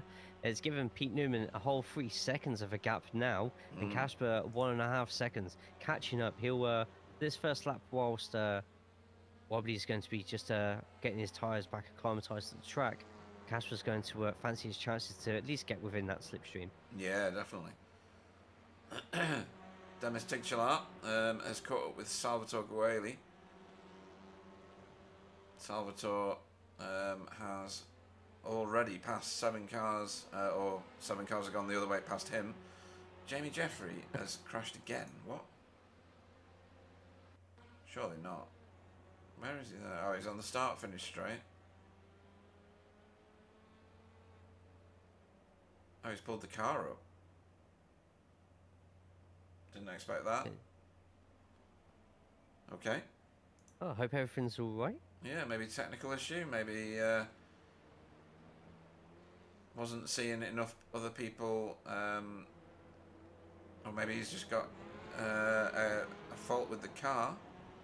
Maybe he's hit a curb too hard or something like that. Not sure. But we're back racing in pairs at the minute. So we've got Michael Hall and Renee. We've got Demis and Salvatore. We've got Jaden still fighting with PBG, and that's a mega overtake. Yeah, might have been absolutely. a slowdown involved. I don't know. Don't know why Pete Van Gool was so deep into that corner. Might be overtake it might be trying to do some fuel saving in his own, or he just saw Jaden potentially doing a dive, so just thought let him have it, keep us both in the race. Yeah, maybe. And then these two, which is Deck Crowther and Anthony Hilton, Battle of the Audis, still rages, Jay. These were battling right at the start, if you remember. Yeah, and we've seen them every time we have cut to them. It's either way round, whereas either Anthony's in front or Derek is. It's really entertaining this, and It's for 1, 2, 3, 4, 5, 6, 7. It is for 8th place in the Pro-Ams, but both are incredibly safe drivers, so it's as long as they keep doing what they're doing, and they seem to be giving each other enough space, a bit of door rubbing every now and then, but that's touring car racing for you. It is, And yeah. they'll be happy sitting where they are and hopefully having a lot of fun at the same time. Yeah, I mean, don't forget, there's a massive amount of this race still to go. We're about to approach halfway point, 40 minutes. So there's another pit stop, at least. Even the ones that were fuel saving before, I don't think that they're going to get there on one stop. No, the only thing they're going to do is... When is at all. No. Pete Newman has got it all his way at the moment. Has he led every lap? No, because he pitted yes, early, didn't he? I think, Pitted early yeah, and gave Geo drivers a shot at it. Very generous of him, really. Wobbly is in second. Could have probably been higher than that, maybe not. Depending on what happened in that pit stop entry. Casper is closing in on him. So last lap round, it's impossible. Yeah, let's see what the times are this time. Yeah, Casper has closed that gap by 3/10 on a lap. And then Jamie appears to be closing on... he was closing on them, now his last lap was a little bit slower than Casper's, but faster than Wobbly's. Yeah, the only thing on Casper's mind right now is to try and get within that second gap of Wobbly, because once he's in that tow, then we could be seeing, and it's going to sound like a broken record here, but yet another strong showing from him. Yep. So, cutting corny fans, don't look away yet. Your boy is still doing moves. Nicely done that, actually. Ooh. Yep, well, a little bit of a tap just there, but... well, if you can't turn in if the car's still there, so... Yeah. But very nicely done by Rene. Plenty of space given, nice and clean. And, yeah, great stuff. Not for class position, but it would get him a little bit closer to Casper. Right, Demis for Hydro Race Racing Forces. Thrashing out here with TRP's Salvatore Goeli. That's definitely... more I see that paint job, the more I like it from Salvatore. I'm really liking that. Yeah, reminds me nice. of like an old pair of Reeboks. You know, just... Yeah, I know what you mean, yeah. That's really cool. With a couple of felt tip pens all over it. But in a good way, in a good way. Not in a way that when your mother finds out you get absolutely blasted. But... You did what to your 40 quid shoes? Yeah. Trauma. But anyway. Absolutely right, though. And once again to the Audis, and yeah, just both keeping each other company at the moment. Plenty of space Very between them and different Carl Hardy lines. behind. Very different lines through the corner, but it doesn't impair either of them, really, does it? It's just different approaches, maybe car setup or... Yeah, it's one of the good things about the bike setup is because we've only really all had 1 week to practice it. It has bred people inventing lines at times. You're having to, of course, take the exit of the turn before bike. Rivage, you have to take that exit a lot tighter so you can get over to the right hand side a bit quicker. But at the same time, because of how bike is designed with the downhill and it's a lot wider than it looks as well, you can really throw your car around there in any direction, preferably forwards. But yeah. Right, so Wobbly has turned up the wick a little. His last lap was that the fastest on track? I think it was. Yeah, it was. And half a second faster than Pete Newman ahead of him.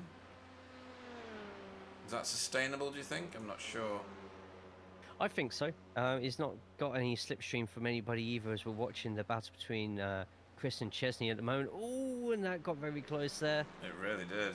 And Chris bailed out of it, knowing that there's not 2 lines through Blanchimont, really. No, not unless you're willing to take that off track on the outside. In an endurance race, you don't really want to be doing that too much. And I'm sure Chris will know as well, after turn 1's hairpin, he's got a nice long Kemmel straight to Mm. get that overtaking opportunity done and completed. There's a slipstream opportunity for Pete Van Gool, but not this time. Yep, just keeping himself nestled close behind Jaden Scotland at the moment. See that battle in the background as we watch this one, with Demis ahead of Salvatore Gueli. Everyone keeping everything really tight at the moment. Some really, really good racing. I mean, a lot of people with longer tracks, longer races like this are always scared about, you know, being left on their own or the field spreading out too much. But if you've always got somebody to race, you won't even be thinking about that. And if you look at that track map, there's so many pairs and trios and what's the term, quadruplets? Yeah. I think that's the one, quadruplets of cars at the moment. So it's there's always something going on this track at the moment. It's no wonder it's so popular for 24-hour races.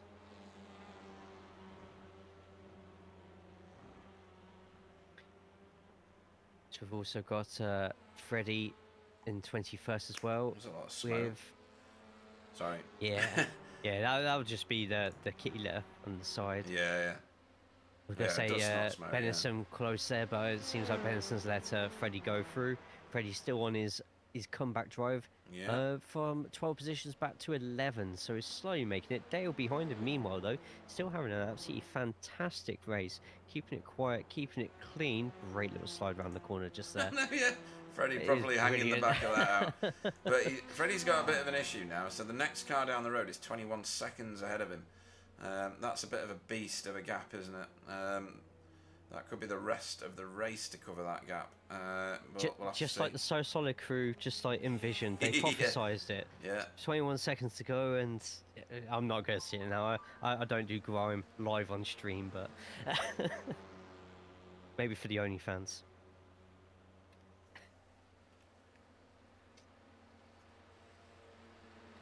Book still chasing Dixon around. Blanchemont coming up to that final chicane. Here we go. Chris Dixon at the moment is the top AM class driver, and Chesney second in class. So this is for class honours, this. And Chris did pass him in that last lap as well then, so he must have got it done on the Kemmel straight. Yeah, let's have a quick look at that. That's worth seeing. I was watching one of the other battles, wasn't I? Oh, Chesney went off the track slightly there. Yeah. Oh, very off the line there, and goes, oh, look at that. That's a good example of where one being offline on one corner absolutely mullers the next one. Yes, absolutely. You want to be keeping yourself as smooth as possible through this track. It's one of those rare tracks where everything connects really nicely. If you mess one thing up, then you're done for the next 3-4 corners.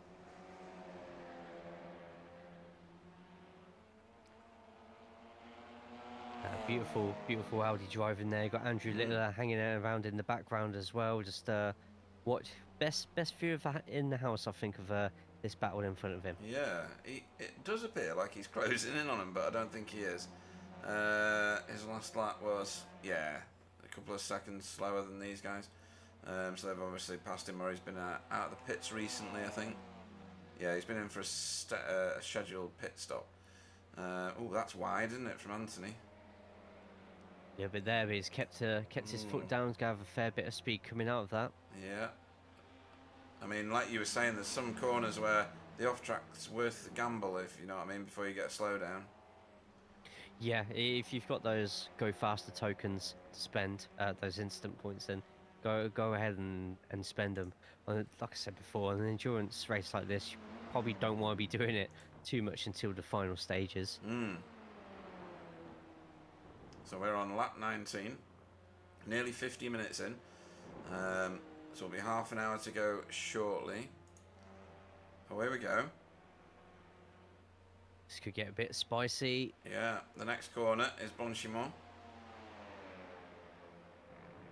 Czech potentially making a move here. This is the closest battle on the field at the moment, apart from PVG getting really close to Jane Scotland, but that's been boiling can't as well. really skip. Yeah, can't skip a battle of two Audis. Good drive from Deck Crowther off that last corner out of the chicane. Is he going to get to have a look down the inside here into La Source? No. Nearly. Meanwhile, 25 seconds in front, got Jaden Scotland and PVG. Yeah. Still fighting it out. I thought Jaden had got quite a fair bit in front of PVG there, but must have been a mistake or just slightly wide on the corner, and PVG's just absolutely took advantage of that. Now, is there any benefit on this toe for Deck Crowther? Does he even want to overtake? The Audis can sometimes be a little bit heavier on the fuel. We've found in previous seasons, especially with these longer races. Right. Whereas some drivers, a bit wide there from Anthony there, but well held. That was fantastic. Yeah. Most important thing here is still in front, and a great exit out of the chicanes just there. And Anthony's little mistake there hasn't cost him this time around. So just run you through your order. Pete Newman still leads this race. His lead has been hacked away now, though, by Wobbly, who is 1.5 seconds behind him, sliding sideways through that corner. Same as Casper behind him, as Fee gets out of the way of the leaders as they come through. Casper doing well to keep up with Wobbly, I say. Absolutely. Yeah, that's impressive. Jamie Wilson is currently 4.8 seconds, nearly 4.9 seconds behind. But he is in 4th place, leading the Pro-Ams from Rene Earhart, who's had some good drama, if I can term it that, Jay. Whenever we've seen him in something, he's been doing well with it. The last one was when he was overtaking this boy, Michael Hall, your ex-teammate. Yep, Rene just keeping his eyes on the road at the moment. Any challenges that are coming to him, like you say, he's doing what he can to overcome. And it's a really good, sensible drive at the moment from Rene, especially with Jamie Jeffrey and Stephen Walker with their mistakes. He'll want to try and take advantage of those slip positions as much as possible. Yeah, and then we've got Stephen Walker recovering now from the incident on the pit road entry, where his teammate didn't do him any favours, really. I can kind of get the logic with what Wobbly was trying to do, which was limit any delay in pit road, but I still think he'd have been better staying behind Andy Littler, don't you?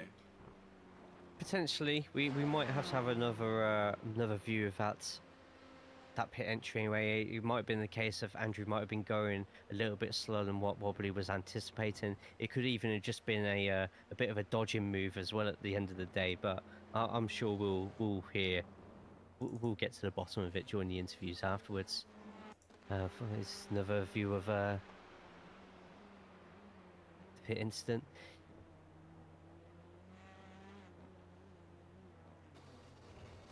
Yeah, yeah, I mean, the car was going very slow there. But it was, yeah. But you can see why he was tempted.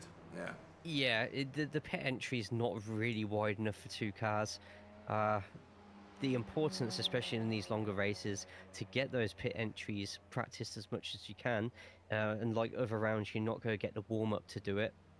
True. Yeah. You know, 5-minute warm up, so you might as well try and dedicate either a little bit of qualifying time or more suitably the practice time to try and get that entry and exit of the pit lane absolutely spot on. It could, in this case, we've seen cost you seconds or even worse the race.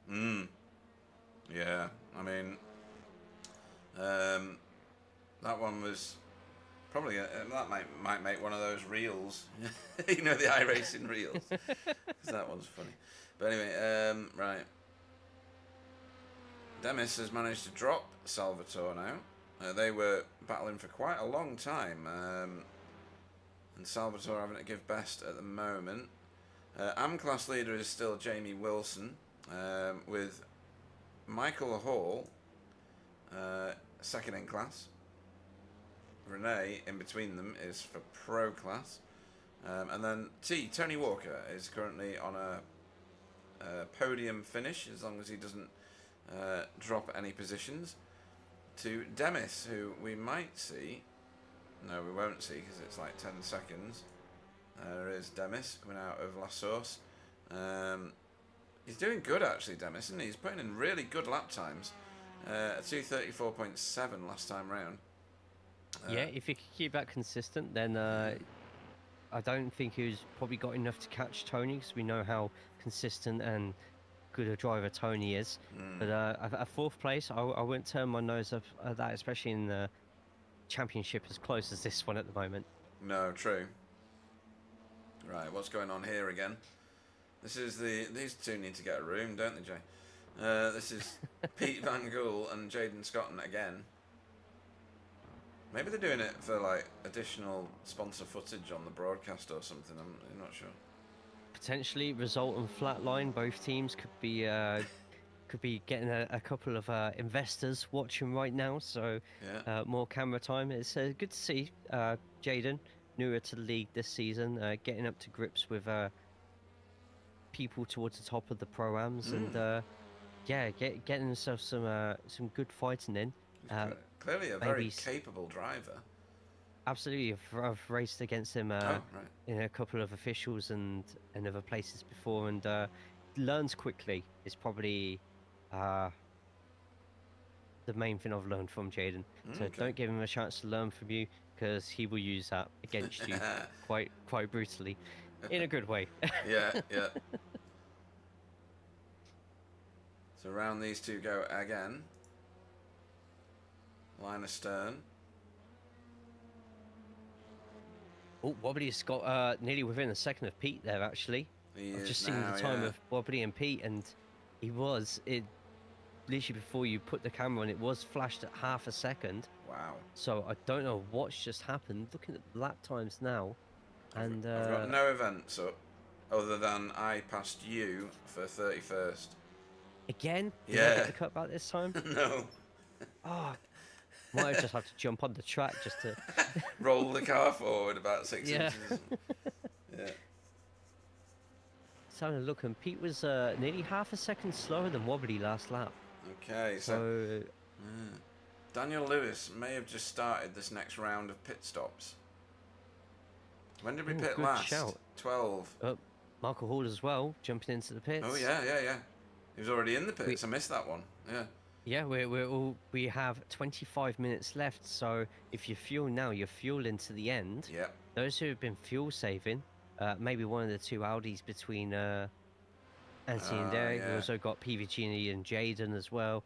Anyone who's been doubling up right now could have a fantastic opportunity here to, if they have been fuel saving, to net a couple of extra seconds and potentially leave who they've been dating for this past 55 minutes. Yeah. Car offline, keeping out the way there, letting them go. That must be Dale. It's Dale. Yeah. And Dale doing the right thing, right time, and keeps his own race going, which Dale's doing really well in 24th at the moment. Yeah, Chesney Vandenbroeke and Paul Hurley in the pits for their scheduled stops. Daniel Lewis in for a very long time. Not sure what that's all about. Oh, he's been in there for ages, actually. Sorry. Like a long time. 7 minutes. 7-minute pit stop must be getting it all cleaned out inside and outside as well. Full valet, yeah. Turtle wax, a lot. Oh, here we go. Wobbly. Really on him now. So 0.3 of a second. And it's plummeting. Yeah, I wonder what's happened with Pete there. I don't know if... Tyres? Potentially, but they're both in the Hyundai, which are usually about the same tyre, unless Wobbly's just been pushing that hard. Maybe Pete didn't take any tyres on the first stop and Wobbly did. These are going again. I'm now looking at the times. I don't think anyone's taking a tyre stop at all, to be honest. Really? Okay. Last endurance round we did, I think one or two people did, and they found quite a negative performance on it, actually, compared to the amount of time that they lost actually changing the tyres. Okay. So we're on board at the minute with Casper, chasing these two down. He's going to get a ringside seat for this probable overtake, unless Wobbly's going to stay in that slipstream and not overtake. I mean, if Wobbly does do that and stay in the slipstream, this is absolutely perfect for Casper, because, well, it looks like they could be about to go too wide through the next corner. This is perfect for Casper to actually get back on terms. catch up. Yeah. And they're both side by side. Wobbly actually showing us in the lead at the moment, 10th in front. Around the front. And gets great move. Yeah, that was good. Better than his overtake on Andy Littler.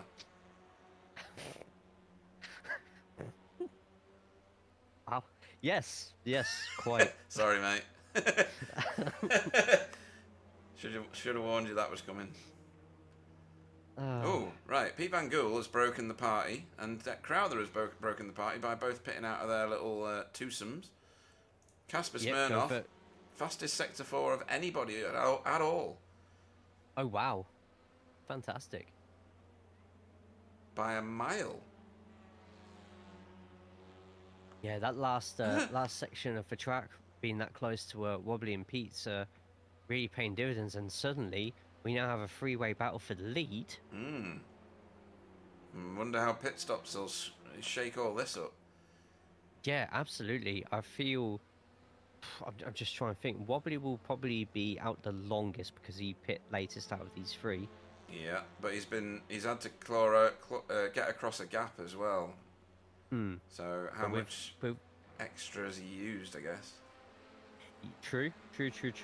Also, at the same time, if he's still got the same sort of, if he's using the same amount of fuel as the other two, then Wobbly's in the best position possible here. There's one less lap of fuel he will have to put in when he does eventually go into it's such a great corner, isn't it? It is. They're on the ragged edge. Yeah. One less lap of fuel he'll have to put in. Now, I thought that was Pete going in there. Yeah, I did too. No takers on this lap. It's probably going to be another... So this will take him on to lap 24. So I think a bunch of them at the end of this one, maybe. And then the rest, the lap after. I think 100% this new lap coming. Here comes Chesney. And that is Ralph, isn't it, that he's trying to pass? Yep, and nope. Chesney just backing out of it at the last moment. Probably just wants to be absolutely sure. Back end stepped out on him as Demis and Salvatore and Fiona pile into pit road. Where's Jaden? Jaden's in now as well, so this will be interesting. Yep, see where Jaden comes out ahead of PVG. Yep, that's the one. Where's Michael Hall? Gone sailing through there. Oh, Kasper has another slowdown. Oh, he's popped up, has he? On tyres for Jaden. Who's got a slowdown, did you say? Kasper has slowed down in third place right now. Oh, yeah, he's dropped off. And Wobbly's taken... Yeah, well, we've seen Wobbly took the lead, so see if these two can fight it out a little bit more. Yeah, I wonder if Jaden's... I'm just having a look at the pit time right now. Yeah, it's been a fair while there, so... I don't know if he's forgot to untick it or something, but... Yeah, resets when you leave again, doesn't it? It does, yeah. So PVG will be absolutely thrilled about that one. Be interested to see if anybody else has fallen for that one as well. And yeah, we'll be able to see it in the times, won't we? Where is it? 23 seconds. 23 seconds in the pit. So Anthony Hilton was 28 seconds in the pit. Right. And that's going to break up that party he had with Deck Crowther, isn't it? Yes, yeah, Dex. pretty much. Oh, why is Dex so far behind? Oh, I don't know. I wonder if Dex still hasn't pit yet. So. Oh yeah. No, because he's down as being in 3 times. So maybe that was never a battle that was on anyway. Is that right? He's been in 3 times. Yeah, that's showing up as 3 for me as well. There was that one time at the beginning. Right. Okay. But wow, this battle for first at the moment, though. It's good, isn't it? It's very tense. Pete Newman utilising as much of Blanchmont as possible as Pete now goes in, and that's going to be Kasper as well. Yeah. Jamie will probably follow them into the pits. Yep. Yep, there we go. All these cars will be scheduled this time, I think. Apart from this boy, he's probably going to go again. Yeah, Stevens round again. And this will be interesting to see if Stephen Walker can, after his pit stop, maybe take a place from Rene. He was a big gap though, wasn't it? It was. I don't think he could maybe pick anyone more than Rene in that undercut. Rene already on the pit exit there, it's showing. Not yet. Oh no, never mind. It's fake news. Fake on the, news. standards. Fake news. He should launch about now, should he? Oh, it's a bit late. Yeah, slower pit stop from Rene. It's only a 13-second pit stop, absolutely identical between Pete and Casper right now. So it just depends on how quick they can both get out the pit. It's literally 40.8 in the pits for both cars. Wow. On the dot. The advantage that Casper has here is he now has the slipstream instantaneously. Yeah. So it's David Ayres in the foreground there, disappearing from view. Jamie Wilson still on Camel Straight and has got a monster gap now back to Renee. And Michael Hall has got Renee in sight. Anthony Hilton in the pits, same with Chris Dixon as well. And a nice launch out of his box just there. Yeah.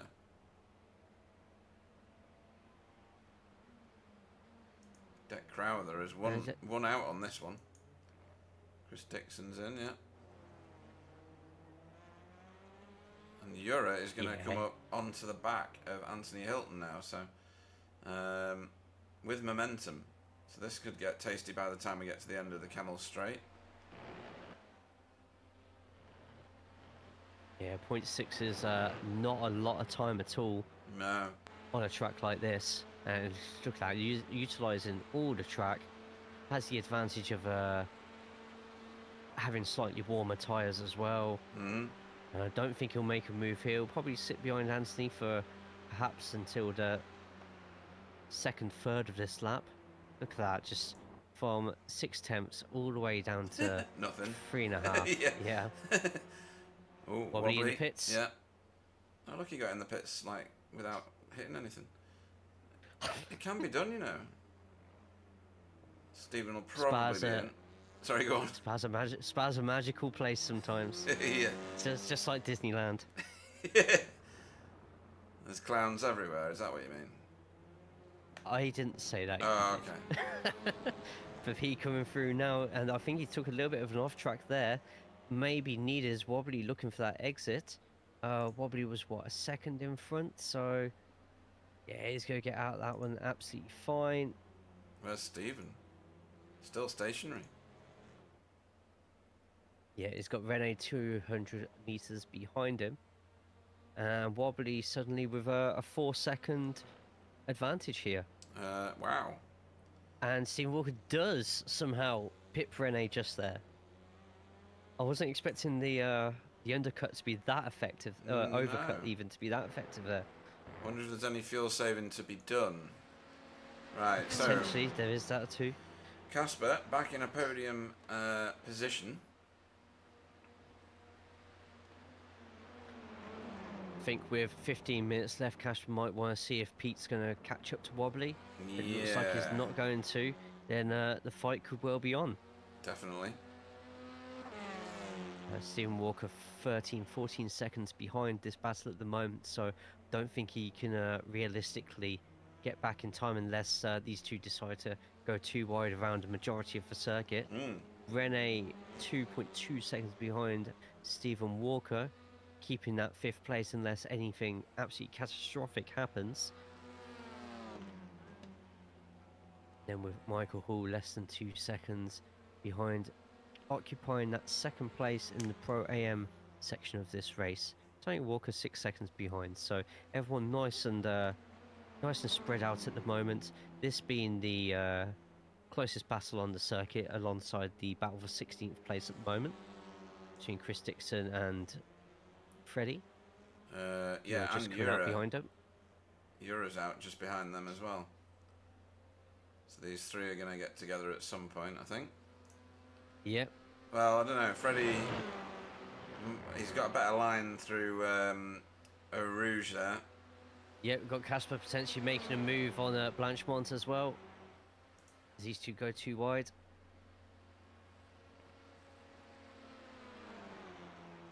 Now, Pete Freddie Newman's got actually through. lost half a second here. He's lost half a second to Wobbly. So if I was he's nearly read my mind there. Have a look. And Freddie's through on Chris at the end of Kemmel Straight. We'll go back to this battle though. hotting up.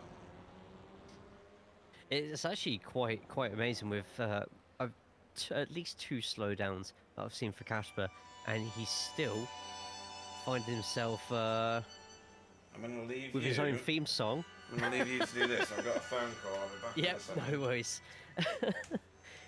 As exit out of turn 1, Casper Spermo still 0.3 behind Pete Newman at the moment. Both losing time to Wobbly, with a commanding 4.6 second lead at the moment. They've got Jamie Wilson, who's occupying first place in the Pro-Ams at the moment. Stephen Walker and Rene just going along their own pace at the moment, probably looking on their relatives to see if anything happens between these two.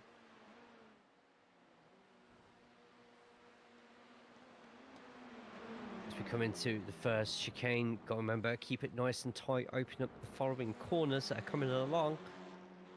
As Smomo still keeping it nice and tight behind Pete Newman at the moment. Elsewhere on the field, battling wise, we've got PVG chasing the battle between Dennis and Stefan. Sorry, Salvatore, not Stefan. Don't shout at me. Salvatore holding that between him and Dennis at the moment.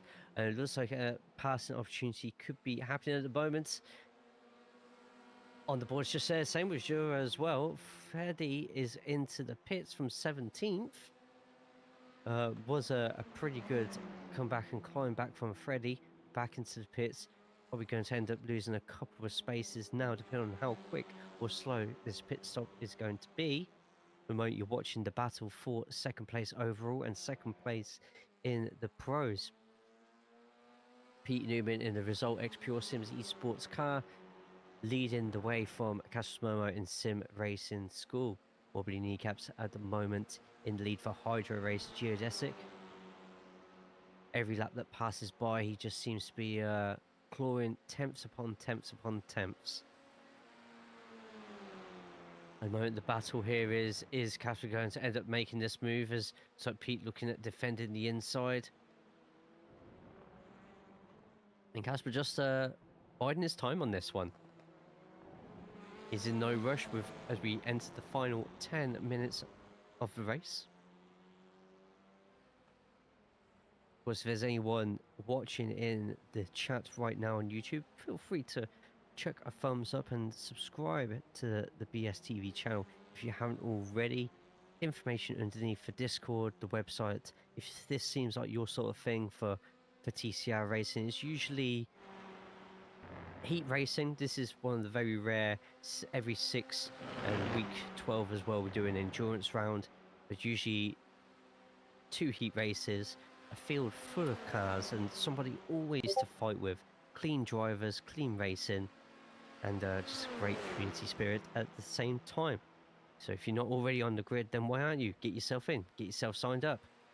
As PVG catching up to that battle, making it a freeway for 9th place at the moment. Got Salvatore and Dernis both fighting out. They've fought about too much at the moment. PVG's managed to catch them up very, very damn quickly. PVG, one of the quicker drivers in the Pro-Ams at the moment. As that battle's getting closer and closer. Also for 3rd place in AMS at the moment, we have Chesney van der Broek and Ralph Cullinan fighting out as well. I've turned my microphone back on for the broadcast at all. Casper's Yep. still not got it done now. No, he's had a couple of opportunities, but I feel he's just holding back until he's got a clear-cut run. He has been going side by side. Pete still has been, or he could be looking for a quick one just here. He's keeping Pete on his toes here. Absolutely perfect for Wobbly at the moment. He now stretches that lead to 6 seconds. Also got a nice battle for 9th place at the moment, for 4th place in the Pro-Ams between Dernis, PVG and Salvatore. Right, I'm going to hand over controls of the cameras to you. I'm not going anywhere. Sure. I'm going to switch to commentator. If you switch to broadcaster now, Yep. We'll have a bit of a paused moment on the broadcast, but then it should hand over to you to activate everything. There we go. You're in control. Fantastic. Let's go straight to the battle at the moment with Dernis. to defend him from Salvatore and PVG. Yeah, this one's got suddenly very close together, hasn't it? PVG, how did he get on the back of this group? I'm not sure. It's just literally a blink and you'll miss it sort of thing here. If you Yeah.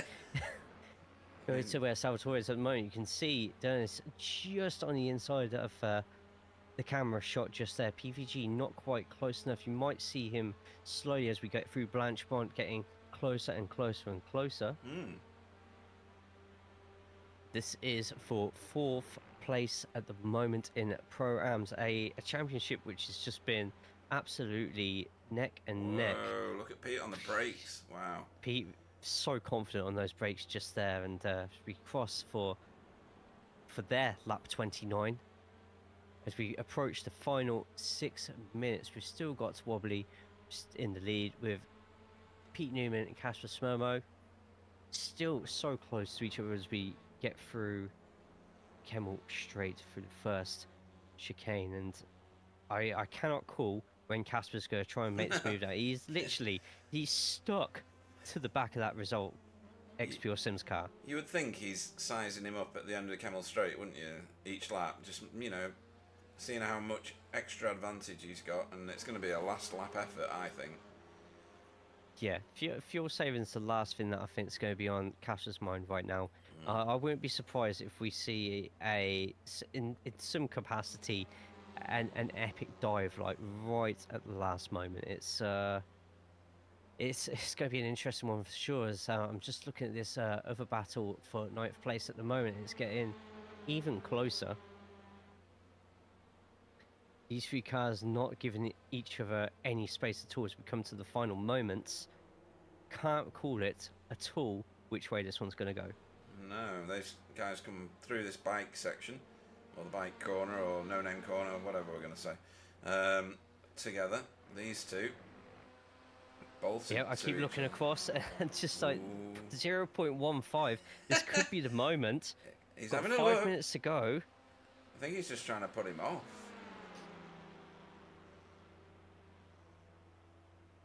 This is where Casper will have to sort of regulate when his throttle goes down. Yeah. Obviously, you can only go where there's not a car in the way, and Pete forcing Casper wide on this one. Oh, Casper, wow, That's what nice. a line. That's nice. Brilliant. Could be looking for an up and under here from Pete. No. Wow, brilliant move just there. I'm glad we caught it. Yeah. That's the best camera work we've seen all night. Fantastic, thank you.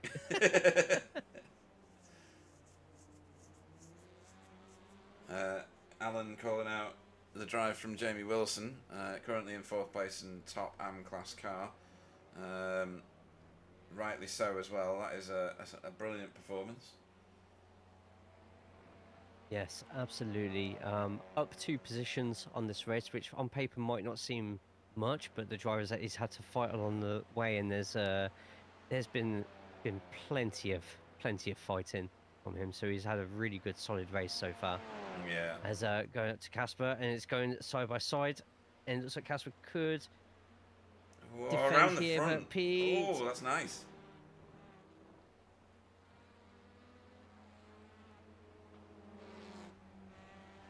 Good God. We're on board with Casper at the moment, and you can just see, even though it's a Grand Prix track, like if you're as skilled as Pete is and you can position your car in the right places, you can see it from the view of Casper himself. Like there's literally nowhere to go. Sometimes you have to really plan out your moves 2-3 corners in advance, and sometimes just hope and pray that your opponent's going to end up messing up somehow, somewhere. Well, I think this all plays into Casper's pocket, because he's already tested the fact that he can overtake at the very last corner on the track and stay ahead over the line.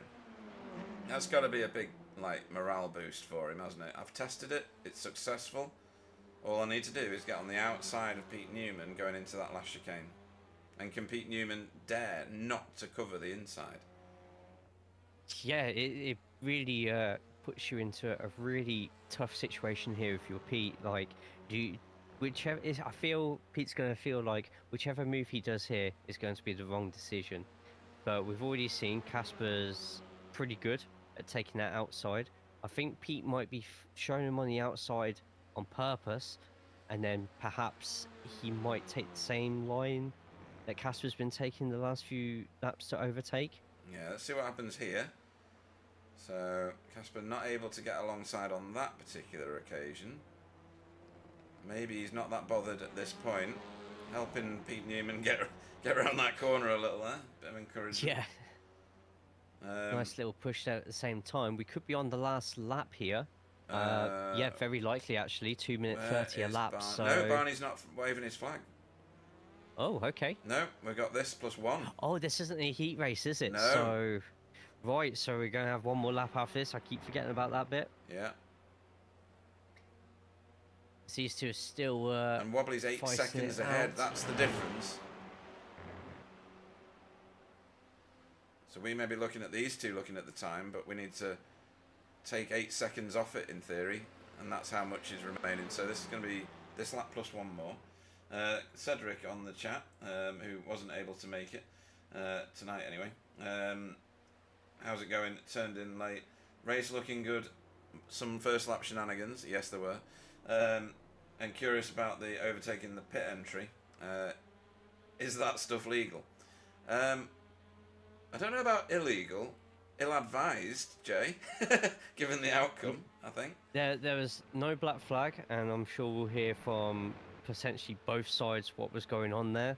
There is, if somebody wants to ask the stewards directly with an inquiry, then I suppose they'll be duty bound to address it. But yeah, have a look at this battle just here, and bit late braking here. Is he going to keep this? Yeah, PVG. Oh, if I was PVG, I would have probably taken that outside route just there, but overcooked it, but still saved the car. And now it's up to him to try and defend from PVG, and that's going to absolutely be perfect for Dennis at the moment.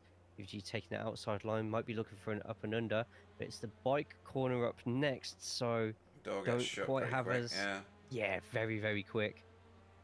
Casper is now nowhere near Pete. Oh, yeah, that is the case. I wonder what happened there. Just have a quick look if anything happens. There's no off-tracks listed. No, nothing at all. So, I just wonder if... consolidated his position? Maybe, perhaps. And with one of the most consistent people on the field... Yeah. Oh, what? Has flashed up with... Oh, we're checkered. Here. We're checkered. Oh, okay. And it looks like Dale has actually jumped straight off again, so... So even though my camera seems to be going all over the place. Yeah, I don't know what's going on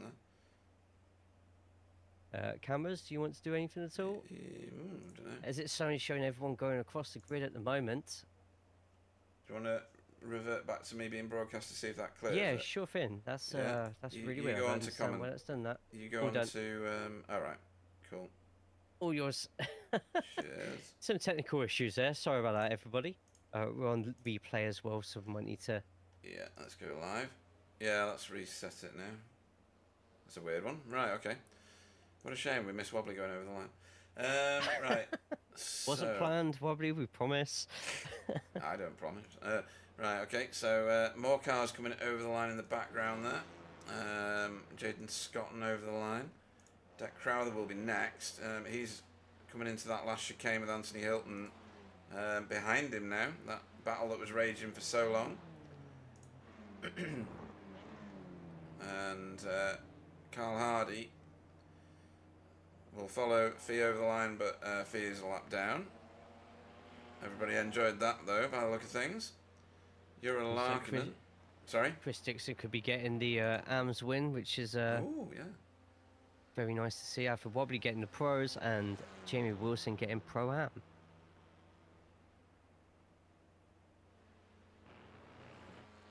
Yeah, Chris Dixon looks good for taking this one for the AM class victory. He'll be chuffed with that. Absolutely, and that closes the gap between Daniel Lewis and the rest of the AMs as well at the same time. In fact, with the amount of points on offer this week, that could completely flip AMS upside down once all the points are added up. Yeah. Freddie over the line, 8 places down from his start position, but that's a miracle given the fact that he was absolutely last at one point. And Marjan over the line in his first race with us in 21st. He's maintained his start position, which is good. And then I think we're waiting on... Oh, Andy has had a bit of an off, but he's not over the finish line yet.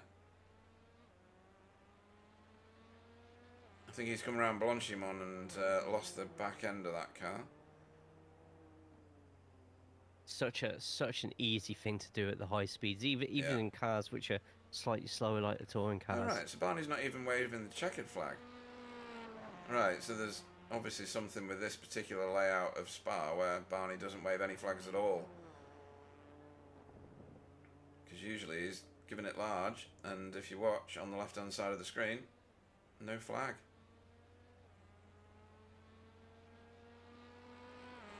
Interesting, eh? Sorry, right hand side of the screen, no flag. Yeah, there's various marshals on that line as well, so Yeah. none of them moving. Just lazy marshalling. We did pay him this week, didn't we? I don't know. Ah, crap. Right, okay, as Pete Newman rolls into the pits, we shall switch to your finishing order, folks. So, Wobbly finished top of the pile for Hydro Race Geodesic Racing. Race victory there, another one. So that will change the top of the standings significantly. Pete Newman over the line in second place for Result X Pure Sims, and Kasper Smirnov, a well-deserved podium finish there for Sim Racing School. I'd love to find out what happened to him on that last lap then, Jay, because he dropped way back off him, like a second and a half. It was very strange, wasn't it? About the same amount of time as a slowdown, actually. So if he ended up getting a hat trick of slowdowns, then okay. after we hyped him up, then that's a lot of commentator curses. It is, yeah. Our curses are strong.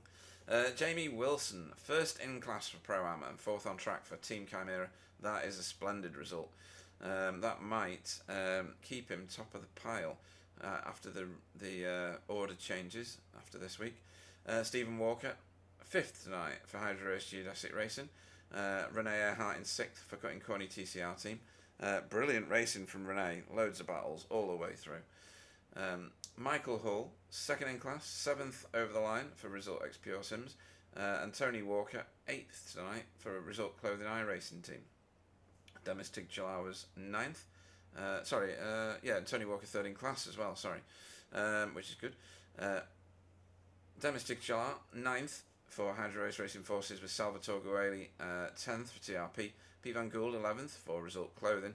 Jaden Scotton, 12th for Flatline Racing with Deck Crowther, 13th for Blade Designs SRL. And Anthony Hilton, 14th for Mellow Motorsport.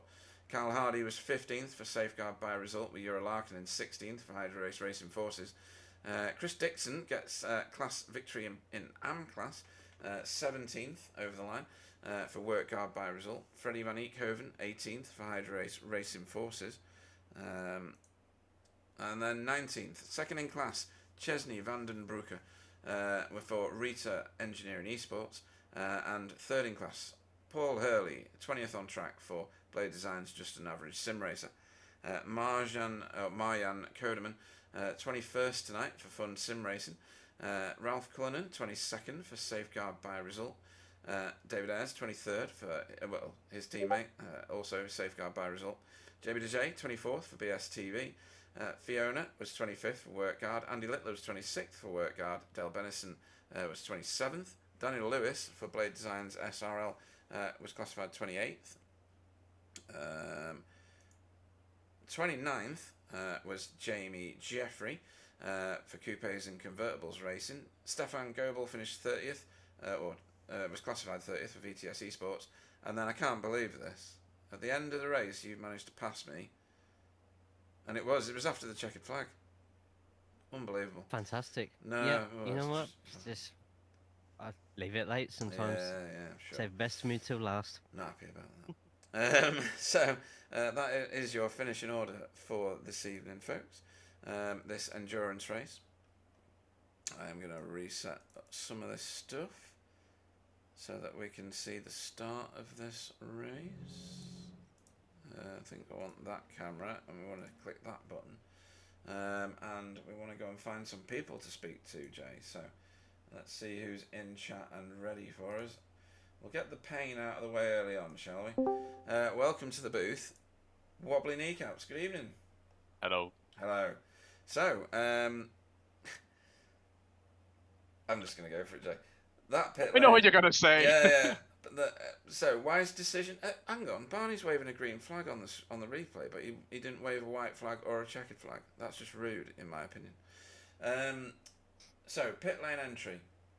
Do you need more? Do you need more practice? No, I honestly, I just didn't expect, and I already apologized to Andrew because the thing was, I didn't expect him to pit first of all because I thought he had an extra lap. That was the first thing, and then he broke on the white line, which was like you can cut this corner quite hard. Okay. But I think that he didn't realize that. But he broke so early that I didn't expect it. And the only thing I could think of was I couldn't brake in time anymore. So I just sent it on the inside, just throttled it because I would have hit him anyway, and I think I would have spun him off. But it was completely on me, obviously, because it was just too. I think I just wanted to end it too quickly and didn't expect him to brake so much earlier than I thought he would. Because like the brake marker of the entry is basically the same for everyone. Yeah. It doesn't matter if you're doing 38s, 34s. So. But yeah, I just didn't expect him to brake so early, and then again, it was completely on me. I apologize. I think he's still mad, and it's just right to be mad. I mean, luckily it was in the entry of the pit, and I think we all didn't really lose that much time. Besides Steven, and I think that Andrew put Andrew a bit on the back foot. I don't know if he had any quick repairs left. There but was yeah, a again, penalty. Was it? Why was it a penalty? Yeah, he got a black flag. Why did he get a black flag? Probably for hitting the wall, which would be a pit lane violation. No, that's weird because I hit the wall as well, and Steven hit the wall. Maybe that doesn't make sense. Yeah, odd. Okay. Well, okay. Sure. Again, it was on me. I just didn't realize that. I just didn't expect him to brake that early, but it's me behind him. So yeah, obviously I have to I have to brake earlier than the next time. And again, I'm sorry for hitting him, and especially I didn't realize he got a black flag. I mean, that is just pure bad luck, I think. Yeah, it was. Well, you said it might be that, Jay, that Wobbly didn't expect Andrew to brake at that point. I only saw one opportunity, and that was throttling it on the inside to avoid spinning him out to the right. That's what. Yeah. So yeah, I mean, it was the worst of the choices I had at that moment, but I should have just braked earlier, I think. Okay. I mean, well, obviously. Yeah. Okay, well that's over. Any other standout moments for you? Because you were tailing Pete Newman for massive amounts of that first stint. We were on board with you, and you were fuel saving. I don't know whether what happened in the pit lane entry removed the benefit from it, because you seemed to come out quite a way behind, and your pit lane time. I thought pit lane time was calculated from the cones. I don't know. Jay, probably different per track, to be honest. Yeah, because your pit lane time was a lot longer than other people's. Your pit box time was about the same. I think I spun up my tires okay. a little bit, not that much, but I think it does something weird with counting it. Yeah, the incident with Andy, I mean, obviously I think it cost me about 3 or 4 seconds, which was the gap I had on Pete. Yeah. Yeah, and then I was fuel saving a lot, and I was fine, and I figured that I was going to be back out either in front of him or right behind him, but because of the thing that happened, I didn't, and then I had to push a little bit. But somehow on the second stop, I still don't know really understand why I gained 4 seconds somehow. Okay. Right. And I think Pete pitted earlier than me and Steven. Well, your pit lane time on that second stop was pit stationary time was 10.58. Casper's was 13. Renee's was 14. Michael's was 13. So somewhere along that route, you've managed to shave off, call it 2 seconds of fuel. Yeah, and I did have to push to the back of Pete. in the Yeah. middle of that stint, so I didn't save the full stint. And I think if I would have saved the second stint as well, then it would probably been like 7 or 8 seconds for Steven as well, because Steven and me were basically on the same pace. Right. So I mean, again, I'm sorry for Andy, but I also feel sorry for Steven that he got involved. Obviously, for my championship, it's pretty good. But I mean, that was the there was no intention to get him involved in this. No, that's good. That's okay. So yeah, this will shuffle up the standings. It will probably put you top of the pile. I already was on the Well, drop score. we haven't switched it across yet, so no. Ah. But yes, probably top of the pile. This time next week, you will race at a place that I've forgotten because I always do. Wasn't it Road the Atlanta, I think. Sorry. Oh, okay. Road Atlanta next week, I think. Ah, okay. Yeah, you are absolutely right. The professional one in the booth has the correct answers all the time. Road Atlanta, in fact, probably my favourite track on the iRacing network, despite me crashing there a lot. Are you? Do you like Road Atlanta? I think you do, don't you? It's a very dynamic track. I'm okay on it. I mean, I don't feel any particular feeling towards it. I don't resent it, but yeah, I'm okay on it. I'd rather drive mid Ohio, but Okay, fair enough. So yeah, it seems like this is going to stand you in good stead for taking over the lead of the championship, which you're going to be very, very happy about. And any shout outs you want to make before we let you go and start celebrating your victory tonight? Steven for not really complaining about the fact that he got taken out as well a little bit. JB for being in the booth, in the chat with us, as Tony, which is becoming a bit of tradition that the walkers are still above there. Gio for having me, you guys for putting on a broadcast, except for you, Pete, because fuck you. Jay for being here. And everybody else for turning up. Look forward to rewatch the race, especially the end of lap 13. I think that was a lovely one. Yeah. That's something to treasure. In that case, Wobbly Kneecaps, we'll see you racing this time next week. Good evening. Good evening, man. Cool, right. Next up, we shall go and grab ourselves. There's no Pete Newman, so we've not got Pete to speak to. So next up, we're going to grab Casper Smirnoff. Good evening, welcome to the booth, Casper Smirnoff. Hello, guys. How are you doing? You must be very happy with a third place podium finish. Almost second place. Almost second. So, Jay, we were trying to figure out what happened on that last lap. You thought he might have got an off track somewhere and a slowdown? Slow down in chicane because I hit Pete in the rear and didn't want to hit him again and spin him, so I had to cut and No, I had to slow down because of that. Sounds like the right decision. Also, happened what I just said last week. Honda will suffer. Sixth gear is so bad in this car on this track. It's too long. I was right in the slipstream and I was not gaining anything. And I was on lower wing, so I don't know. I'm so done with this. Yeah, I mean, Jay, you're quite fond of a Honda, aren't you? Does it suffer in that way compared to the other cars? I've noticed it this week when I was racing it in the officials that the same sort of thing, very similar thing. Like the Honda, even in the slipstream, I just couldn't seem to catch up as much as I felt everybody else was catching me up.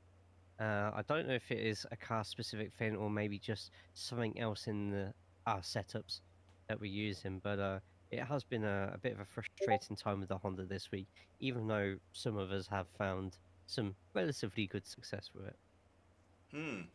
It's not slow, but just on this one straight after Odush, it's so bad. Right. Okay.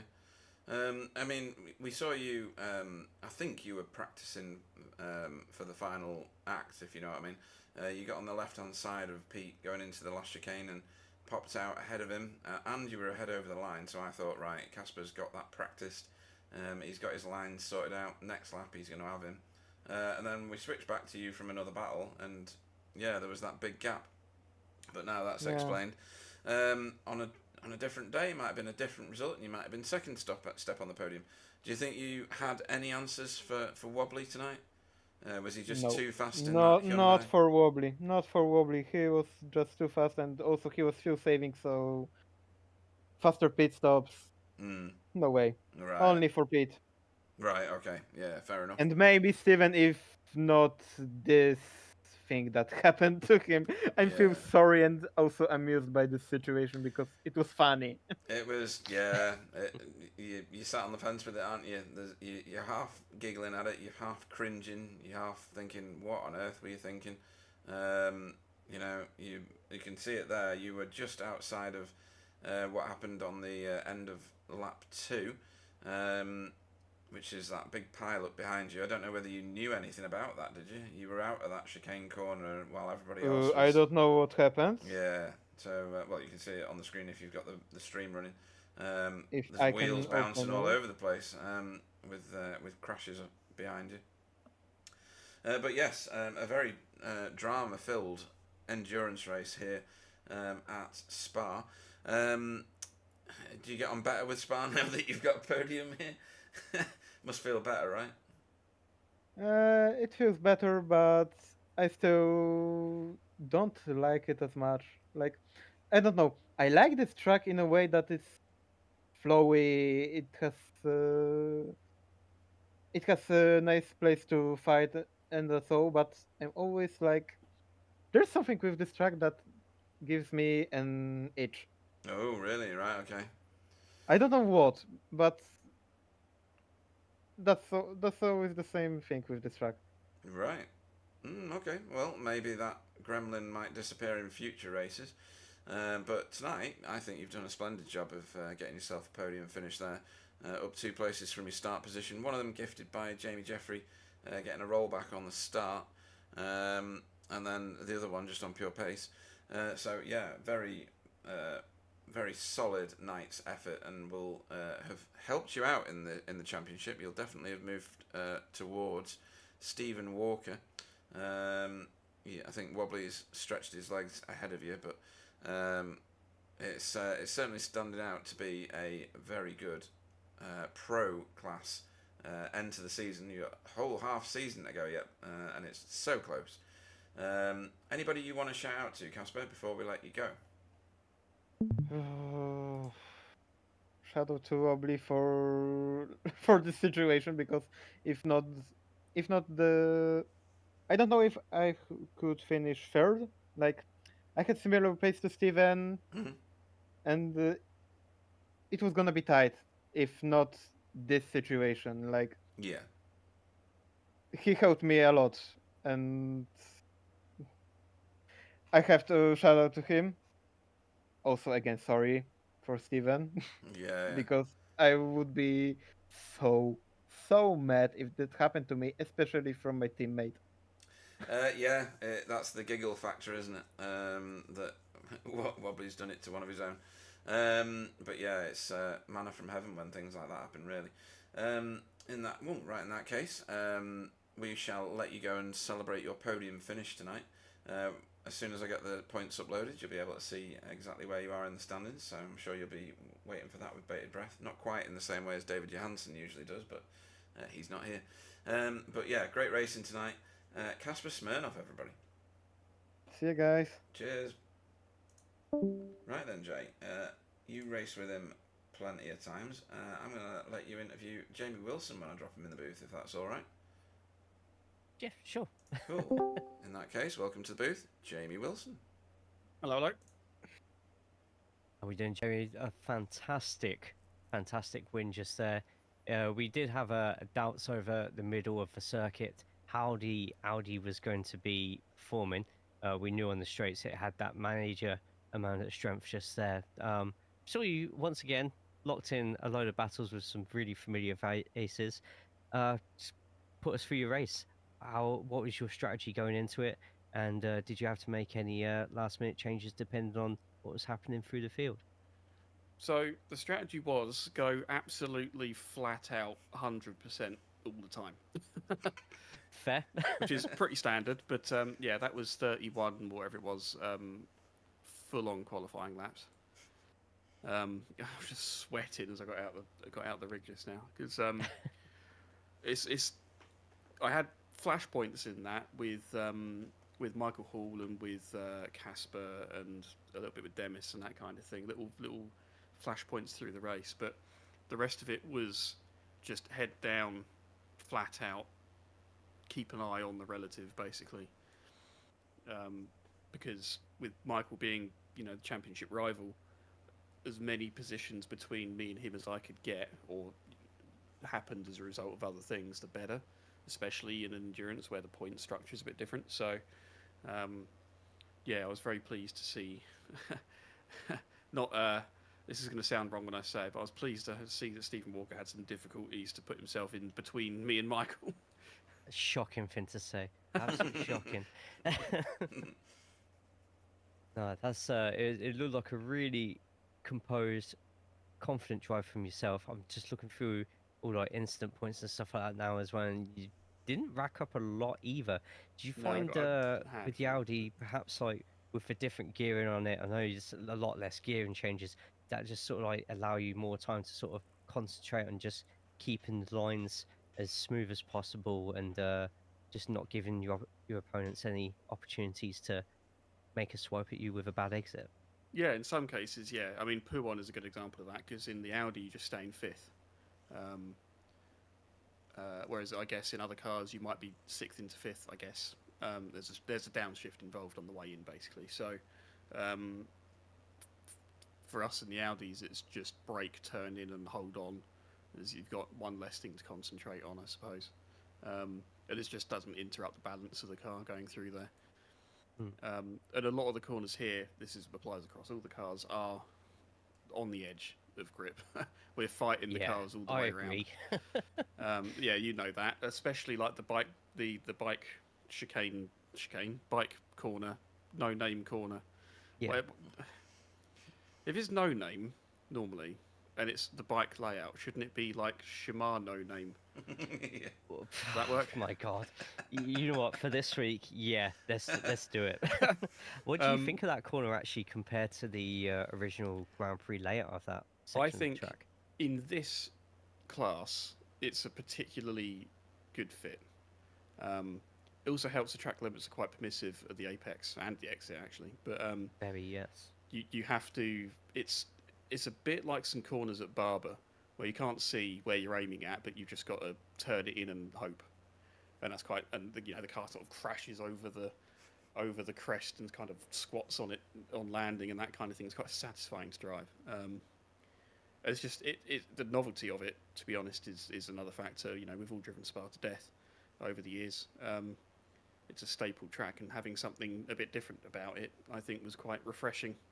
That was true of Zandvoort as well, to be honest, for me.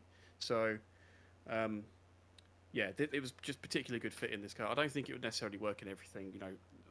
F1 cars or whatever would just be a bit mad through there. Oh God, yeah, I can imagine. So it's mad enough people do it on bikes in real life. I mean, oh yeah, it's crazy. Yeah, especially with that little drop off for crest as well. I can imagine that's a real sort of like teeth on the handlebars moment. Yeah, it's like Flugplatz or something at Nordschleife. Must go flying. So with a win in the Pro-Ams today, probably the closest the Pro-Ams has been in a season. It's been such an amazing championship to be witnessing round after round.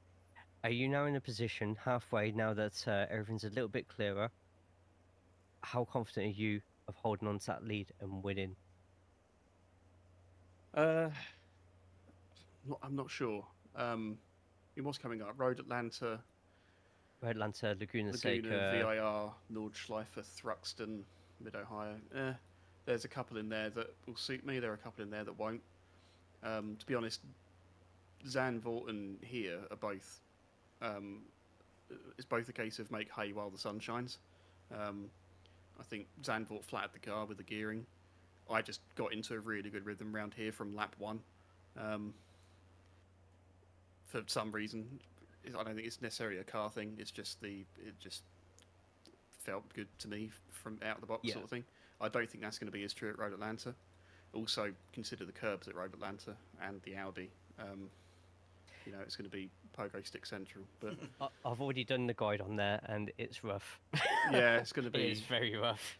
It's going to be hang on for dear life. But hey, that's its own form of excitement. Absolutely. It'll be fun to drive, but whether I'll be competitive or whether it's going to be more of a slog, let's put it that way. I think a weak track for me is going to be the Nordschleife.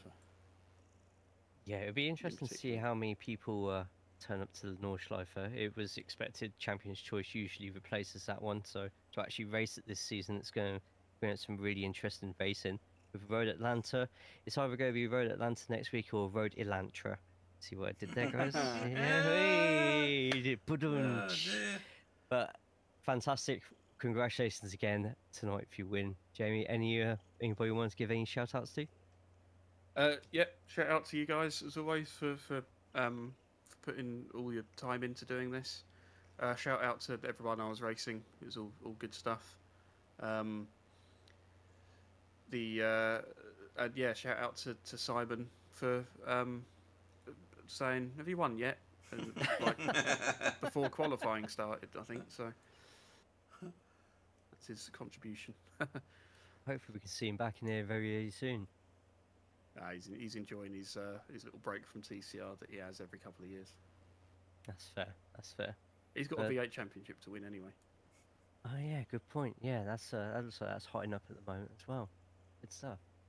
Right, thank you very much for your time tonight. We'll let you carry on with your night. Everybody, Jamie Wilson. Cheers, guys. Well done, Jay. That's That was nerve-wracking. really good. I know, it always That's is so the first one. nerve-wracking. Right.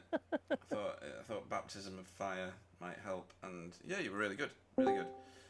Right, now into the booth. Multiple previous champion and current leader until we switch the scores over. Stephen Walker, the luckiest man on planet Earth. Good evening.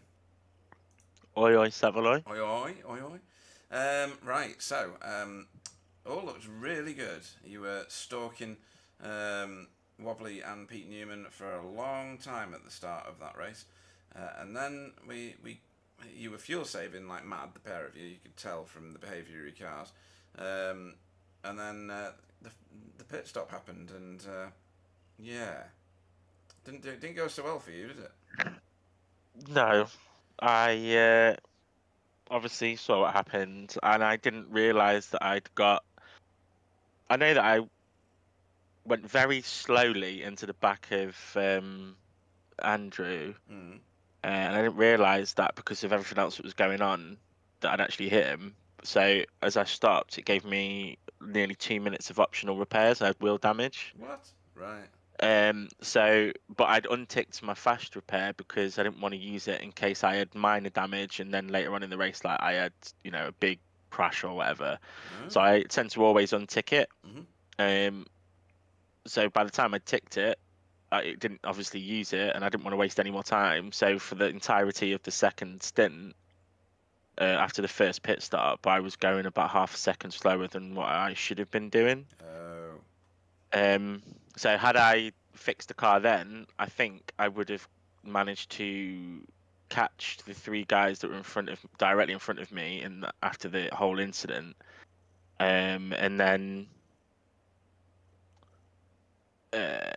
maybe finish in front of Jamie. Obviously, you don't know until it happens or whatever, but like I would have been quicker. I would have been closer to them. I was quite surprised after the final pit stop that I jumped Renee and Michael Hall so much. Yeah, you were miles ahead of them. Like a couple of seconds ahead of Renee and like 4 ahead of Michael, and I was about 2 behind Michael and 4 behind Renee when they respectively pitted. So I don't know what happened there. Maybe it's because I went a lap longer in my first stint and that helped me out a bit. But I needed another lap, maybe 2 laps to catch Jamie at the end, because obviously when I pitted the second time, I fixed the car. I was going to pit as early as possible. Maybe I should have done now, but I was seeing that I was going to come out and I would have come out in traffic. So I thought, well, I'm in clean air and I'm still lapping slightly quicker than two of the cars in front. And I still had a good car at the end of the race. I think on the second to last lap, I think I was the fastest car on track. So I would have been right there with Wobbly at the end of the race, and then we could have had a race to the end. That would have been fun, but instead I had to nurse the car during the second, after the first pit stop, sorry, and then I was pushing. To be fair, I managed to be able to push, and the car felt good. I was happy with how the car felt. I still think Wobbly was quicker than me, and anyway, Right. I think if we were both pushing, I think he would have. I don't know whether he would have been able to gap me, unless I made a mistake. But ultimately, I still think he was quicker than me. I don't think I would have been able to beat him. But you know, you never know, do you? And he could have got a slow down, and I could have. Whatever, it is what it is. At least I managed to recover a few places and have a bit of an exciting end towards the race. I was trying to catch Jamie, like I say, and pass him to help my brother out in the championship, but I just ran out of laps, and I was only quicker than him through the middle sector of the track where all the corners were, basically. Yeah, Jay was calling that out as well. Yeah, the Audi stuff is through that. Yeah, he had his tyres had gone, and because obviously I'd been driving conservatively for the first stint anyway. Like, I still had really good tyres. It wasn't until I'd say the last couple of laps I had to be a bit wary because of the car setup and the tyre wear, but I was still able to push comfortably. So yeah, it's just another one of them races. I don't think I've had a clean race since I got that double win. No, okay, yeah. So I think Wobbly and Pete will jump ahead of me in the championship now. Well, you've still got half a season to pull that back, though. So yeah, but it's tough. It's tough. There's a few. I can't remember. What's the next track? I don't know off the top of my head. Road Atlanta. Okay. I don't think he likes Road Atlanta, Jay. You know, I'm just getting a vibe. I don't. The trouble is, I don't like hate it like I do say Watkins Glen or whatever. But I just did last week. It was the track for the GT4s and Falcon tire thing. Right. Yeah. And I didn't have a very good time. I got taken out of one normal race that I did, and then I did a 2-hour endurance, and well, to be fair, I took myself out of that race actually. But I know what a TCR handles, so I don't know. I don't think the car will be quick around there, but yeah, it's the endurance ones I like, and I should have bare minimum been second. Right. But obviously I need to really be ahead of Wobbly, but it would have been nice to have the chance at the end. But whatever, it happens. We move on. The race was all right. It looked like everyone had a good fun up and down the grid. Some did, some didn't. Yeah, I've just been hearing about some of it. Obviously, where I was at the point of race where that happened, I didn't really know what was going on. I saw a lot of meatballs on my stand-ins, but couldn't see what was going on. But meatballs, it was like a trip to IKEA. It was just unbelievable. There were wheels bouncing across the screen and everything. Oh yeah. It was. They found a way to take TCRs to pieces in quick order. But we see you staying in that top 5 area. We've seen you win seasons by not winning that many races, but staying in that top area all the time. So I don't think it's a lost cause yet. There's half a season to go. But I've had issues the last, I think, 3 races now. Yeah. It's got to end sometime. By being out of position and then just getting taken out. I mean, last week's was just, it wasn't anyone's fault. It was racing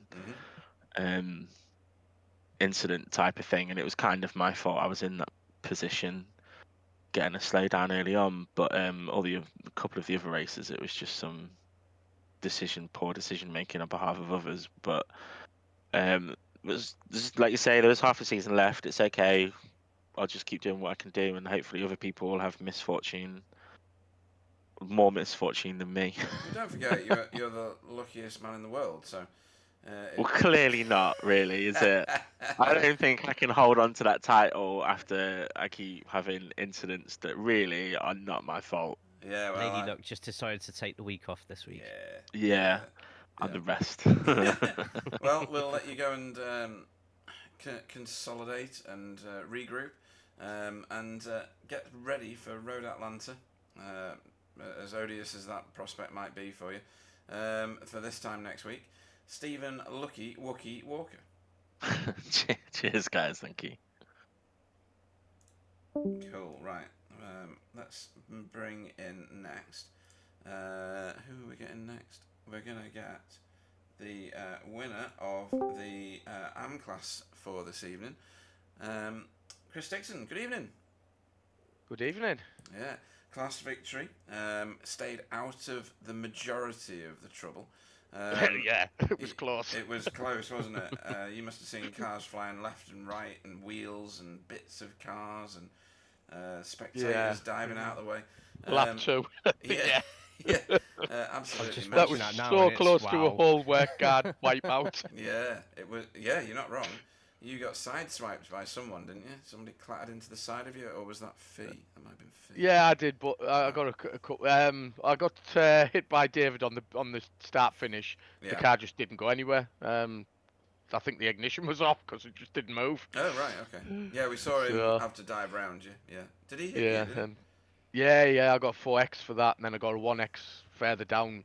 Because his finger was going through Rouge or something. Yeah.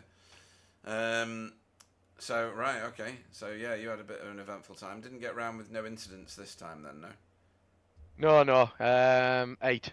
So that's still not good too though bad. for 80 minutes. One every 10 minutes. That's not bad. Yeah, it was all right. Yeah. The majority of them were towards the end as well when the tyres had gone off, and I got 2 through Blanchimont. I could see Paul and Chesney fighting behind me, and I thought I'm gonna have to push a little bit, and then tried to push and just drifted off and nearly lost it. And I thought, right. And then about 2 laps later, did the same. I thought, right, that's it. No more pushing on there. Yeah. I mean, yeah, it was good. You were in tight battles for quite a long time, really, weren't you? And then you ended up in a bit of no man's land at one point in the race, with quite a lot of time in front and behind. And then it all came back together again. But being up 8 places from where your start position was, do you know you were the joint furthest forward moving car? Ah, nice. You and Deck Crowther. Yeah, well, I was with Deck a couple of times, and I'd let him past. He was about 1.8 seconds quicker than me a lap, so it made more sense to let him go when I could and not hold him up and just follow him. But yeah, enjoyed it. It was great. No, really good. Anybody you want to have a shout out to before we let you go and start your practice for Road Atlanta next week? Yeah, just the team for obviously giving us advice and everything, and everyone that was on Monday, because the setup this week was horrendous. Nobody could get a setup for the Honda. And yeah, we eventually settled on one that I tinkered with me and Fee on Monday night, and got in I think it was about the 235s. So yeah, I'm happy with that, and thanks to the lads for helping. Obviously yourselves putting on the show, all the other drivers, and everyone for watching. Yeah, no worries. It's our pleasure. And good evening to Chris Dixon, everybody. Good evening. Okay, so we'll move on to... we spoke to him last week, and thankfully he's joined us again this week. Chesney Vandenbroek. Good evening. Good evening. Nice paint scheme. We believe that some ruggedly handsome, well-built and well-hung individual did your paint job for you. Thank you, Jay. No worries, and one of those things isn't true, Pete, but I'll let the audience decide which one. Well, I think you are handsome. Yeah. So, yeah, great racing tonight. You ended up 7 places from where you started. Some of it was gifted, I grant you, but some really competitive racing on the track. You got a second in class, a podium finish for your class, Let me switch the camera to you. That'll help everybody realise who I'm talking about. It's quite an achievement getting around here 80 minutes and only moving forward all night. That must feel good. Yeah, it feels very good. It was also my first time in VR, so I'm driving a whole VR setting. Right. So I was actually more worried about me getting sick than placing well. I was going to say I tried it once and nearly barfed all over the place. Jay, do you still drive in VR? I've never actually driven in VR. Never. I thought you did. I've done. I think I've done a couple of laps at like conventions in VR. Oh, okay. I don't own any VR. I'd love to. Right. What I recommend trying it. You're trying to tell me with your millions from how famous you are, you've not got a VR headset? No, it's not one big enough for my massive ego, obviously. Yeah. I'm glad you said ego.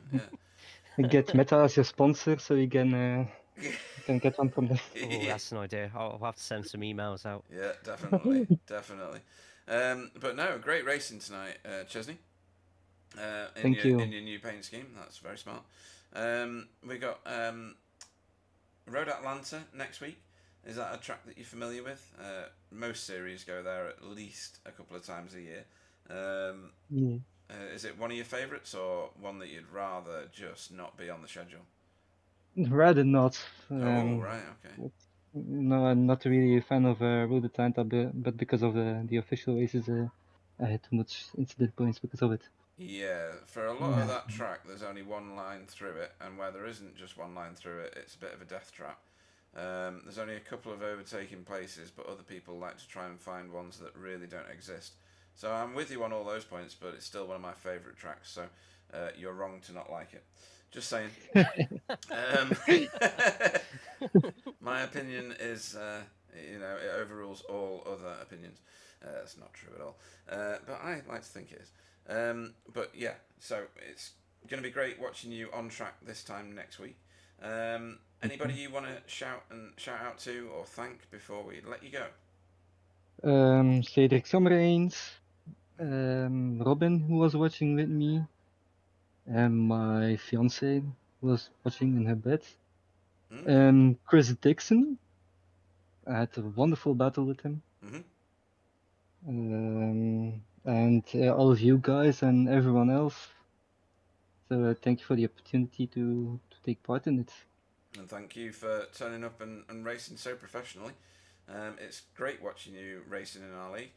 Chesney Vandenbroek, please, everybody. Thank you. Don't know what I did with my mouth just then. I was like, right. It's the best of us. Yeah, but usually to me. But right, next we're going to bring in Paul Hurley from Blade Design's Just an Average Sim Racer. Let's get the cameras on you. Evening, guys. Evening. So, that was an eventful race for you. There was all of the shenanigans on lap 2, which you were involved in, weren't you? Yes, I'm not going to say too much, so don't worry. Understood. On the stream, I will say that I think a lot of people tonight were a little bit overexcitable on the start. Yeah. I mean, it's hard to explain why, but you coming into the first corner, you know it's going to Constantina. You can't brake at your normal braking point, and yes, some things happened, and yeah, I mean, I actually come up behind JB, who'd been involved in an accident, and he was going slowly, and that made me go offline, and yeah, then what happened. Yeah, with Jamie. Yeah, I mean, yeah, he's apologised on the YouTube chat, probably inside our Discord as well, knowing him. Yeah, I know. Yeah, he. I don't think he expected you to drive left, but you had a car to you, right? So. Yeah, I had nowhere else to go. Yeah. So it's again. It happens. Yeah, 2 cars on different trajectories at different points in the race. You know, you're right. It does happen occasionally. I don't think anyone done anything on purpose. I mean, well, there is one thing I've seen, but I'm not going to say that either. You can. Yeah, well, if you've seen something and you think it's. If you watch the replay back of the 3 teammates who hit each other, and then see what happens to the poor guy who got caught up in it, and then what happens after that, then something was definitely not right with that, and probably should apologise for that one. I think before he gets protested. Okay. Well, we'll So see. I'll say no more because I'm not calling people out on stream. Roger that. But yeah, I mean, it was. I think I chose the wrong setup. That Civic was it was terrible towards the end. I was having to lift through over his radio, and the rear just seemed to get so loose, and I was having to lift through Blanchamont. I think I might have done after I got the damage. I had to keep going because I didn't want to come in and mess up the fuels. You fill the fuel because it would cost you more time. And I think I damaged the tires. I think it was sliding around all over the place, probably overdriving it, and yeah, I mean, still not a bad result in the end in terms of the championship. Chris had a few places ahead of me, but Mr. Lewis we both managed to claw a bit back on Mr. Lewis. So. Yeah, I mean, he's done some very good qualifying, Daniel Lewis, and converted some of those into good races and you know, high point scoring results. For you guys, you're probably thinking it's about time that we got an opportunity to have a go back. Well, he got crashed out. He crashed out both races last week as well. But tonight he was completely blameless. None of that was his fault. No, definitely not. No, he was a passenger. Yeah. But yeah, I mean, it's just you got an endurance race, an hour and 20 minutes. It's just everybody seems to want to win on the first lap tonight. It was 80-minute sprint race. Nuts. Did you not hear? Well, we haven't had that, have we? Like we did Zandvoort last week, and the start was really clean, and it was crazy that people. I mean, it's a big wide track as well. It just happens like that sometimes. Well, yeah, something in the air. Jay, another one that's poo-pooing your baby. You know, this Honda just doesn't seem to have a decent setup around here for people. Yeah, it's quite unfortunate, and I'm trying to piece together myself what's up with the setups, because you're not the only one, Paul, who said about it tonight, and I know myself have struggled a fair bit with the Honda. So maybe Spa's just not for the Honda. Maybe something's just happened underneath that bonnet that it's just not agreeing with on this track. But you know what, Joe? It was all right on the fixed, and I think maybe I don't know if it's a spring rate. I don't know if it's the way it unloads as it comes through Blanchamont that the rear goes light. But it was it wasn't good.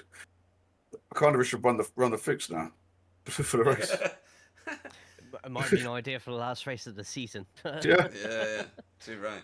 Well, we've enjoyed all the... Yeah, sorry, I don't mean to come on and be negative, but yeah. No, it's okay. Sometimes it works like that. But very entertaining from my perspective and from most of the viewers, I'm pretty sure. We'll let you go and start your practice for Road Atlanta, which is the destination for next week. Anybody you want to shout out to before we let you go? Commiserations to Mr. Lewis, and yeah, well done to Chris tonight. Solid drive there, and Chesney as well. Chesney did well there. I thought improvement on his race last week. He looked good. Well, it's all worked out for you in the end in terms of your class position, because that was a third place podium finish for AM class. So you can't let your head drop too much, but I get your point and the points you were making. No. My biggest problem was the setup choice. I think that really hurt me more than anything else. Okay. Well, things to work on. Things to work on for the future. Indeed. Yeah. Thank you, gentlemen. No worries. Paul Hurley, everybody. Thanks. Take care. Right then, and last in to the booth in her regular slot is Fiona Siddons. Good evening. Good evening. Good evening. That was a bit rough and tumble, that, especially at the beginning. There was a lot going on. You didn't manage to avoid it either, did you? No, I managed to make contact with Andy. So yes, yeah. I wasn't good. I thought I was going to have to tow the car to the pits because it was trying to turn left all the way back, but I managed to get it back without towing, so it saved me a bit of time. Yeah, it will definitely do around this track, because Spa's tow is 16 times the length of the track. I've never understood that fully, but never mind. It's you usually get on all right here, but okay, when you get a crash like that at the start of a race and you're heading towards it, there's not a lot you can do, really, is there? Was it you that got sideswiped by somebody as you were in the middle of that chicane as well? That might have No, been Chris, no. actually. I think that was No, Chris. probably Chris. Yeah. But I enjoyed, after I came out the pits, I set my sights on Dale. I thought, I'm going to push as hard as I can and try and catch him before the end. I think 3 laps from the end, I caught him and managed to get past him into the chicane at the end of the lap. Okay. It made it fun having somebody there. As a target. Now and again, he'd pop up in the relative, and you keep checking how far behind you was. But whether he changed tyres on his last pit stop, I don't know. But he lost a lot of time to me in that last pit stop. Oh, it doesn't show me now because he pitted after the race, so it's overwritten the time. But yeah, possible. Yeah, we did see the odd car pop up for tyres, and whether it was intentional or not, we're not sure. Other than that, you finished second in your team. Chris did a very polished job tonight of getting a class victory. So work guard well represented again, and quite high up the standings for Chris, 17th. He's gonna get Chris drove well. Yeah, he's gonna get a nosebleed if he carries on going to those sort of nights. You were Pro-Am. up 4 positions. Yeah. Even with having the crash on the second lap, still got 4 places higher. So. Yeah. So that reliability and trying to keep it as clean as possible. We saw you doing what all good lapped cars should do. You either stayed on the racing line and were predictable, or got off the racing line in an obvious place and were predictable. So skills at both ends of the speed spectrum. Thank you. No, it's more than welcome. And Road Atlanta for a bit of a roller coaster ride next week. How'd you go there? It's up and down. I mean, I like the track. I sometimes go fairly quick, sometimes not. Okay. But I mean, hopefully the car handles a bit better than it did round here. I mean, it was very loose on the rear, the Honda was round this track. Yeah, we've heard that from a number of different drivers of the Honda. I don't know, maybe it's just a track that this one just doesn't get on with fully. Let's hope that the fortunes are different at Road Atlanta this time next week. Anybody you want to shout out to before we let you go? You guys for doing the stream, everybody who works in the background to make it possible, people who watch both here and on my stream, and special shout out to Chris for his win tonight in the AM class. Yeah, awesome stuff. And we'll see you this time next week. Fiona Siddons, everyone. Good night, everybody. Cool. Right, Jay. I think tonight's decision on driver of the meeting is going to be a real toughie. So while I let you think about that, knowing you're a very professional person. You've already got people lined up for it. So while you're doing that, I am going to talk about V8. So this weekend's V8 race, due to administration availability within BSTV, i.e. I'm not there, and Sam isn't there, we are not able to broadcast that one on time. We're going to get somebody to record it for us, and we're going to do a delayed broadcast. We're going to broadcast it at a later date. Don't know when that'll be yet. Still got that to plan out. But the reason is because Sam is coming over to the UK to spend some days with me with some of his family, and we're all going to go and drink whiskey. It's a good plan, really, isn't it? Do love a good whiskey. Yeah. So that's all going to happen this week. So not available across the weekend or next week potentially.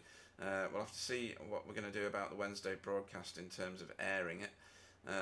We might need to rethink that one because I don't see me being available next week, Jay. So, but we'll discuss that in between this time and next week between us. So, driver of the meeting, folks.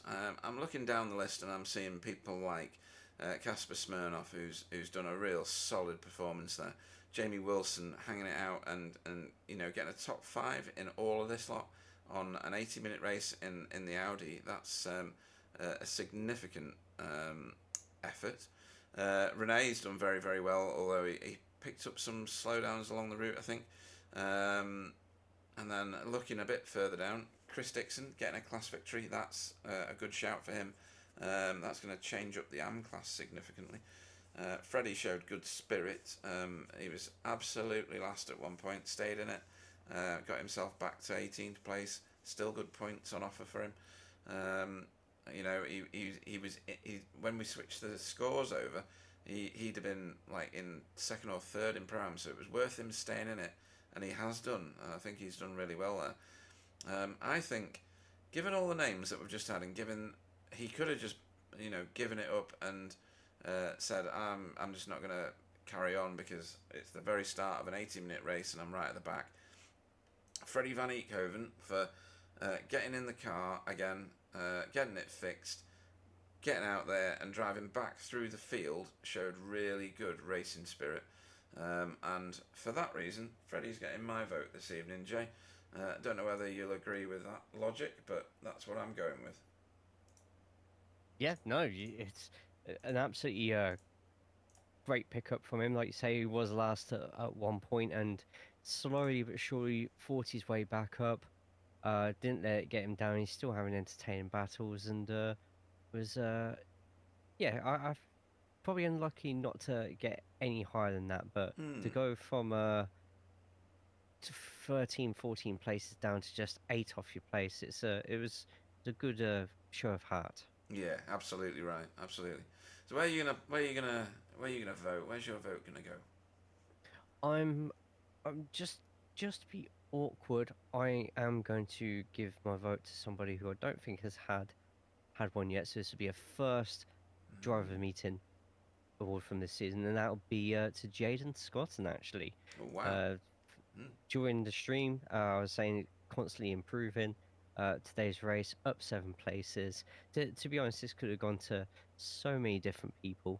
This could have gone to literally anybody, but I thought let's get another name with a number 1 next to them, just to open up the battle. We've got enough tight championships here, but I feel I need to put somebody else in the mix for the driver of the meeting championship at the end of the season. So I'm just being awkward, but also fantastic race from Jaden, up 7 places, and some really good battles with various people around the track every time the camera was shown on them. Yeah, mostly with who we can see on the screen at the minute, PVG. They were rarely more than a few feet apart for, I'd say, about 50% of that race, if not more. So yeah, great spent vote. Couldn't agree more with that, to be honest. Good call out. It wasn't even one of the ones I mentioned, so that just shows how much attention I pay. But yes, we go. The racers will go to Road Atlanta this time next week. Whether you see it on the screens at the same time or not remains to be seen. But I shall make sure that everybody's aware of what's going on. Thank you to everybody that watched tonight. It's a great investment of your time, I'm sure, and I appreciate you being in that chat. It was pretty wild at times in the chat, like it was on track. Thanks to Jay for joining me in the booth. You know, stepping forward each and every week in terms of doing new things, cameras today, interviewing today. You're doing a great job, and you're keeping me professional because you like plan it and write stuff down and things. I just wing it from sentence to sentence, and sometimes I don't even do that. So yeah, thank you for being there. Stay safe, everybody. I'll hand you over to Jay for his goodbyes, and I'll see you when I see you. Take care, everyone. Thank you, Pete. And we've finished our mini tour of Europe as we go across that ocean to Road Atlanta, or as I said in possibly the most funniest joke you've ever heard in your life, Road Atlanta. And it's still completely quiet. I'll let you lot process it and you can all laugh next week. See you then.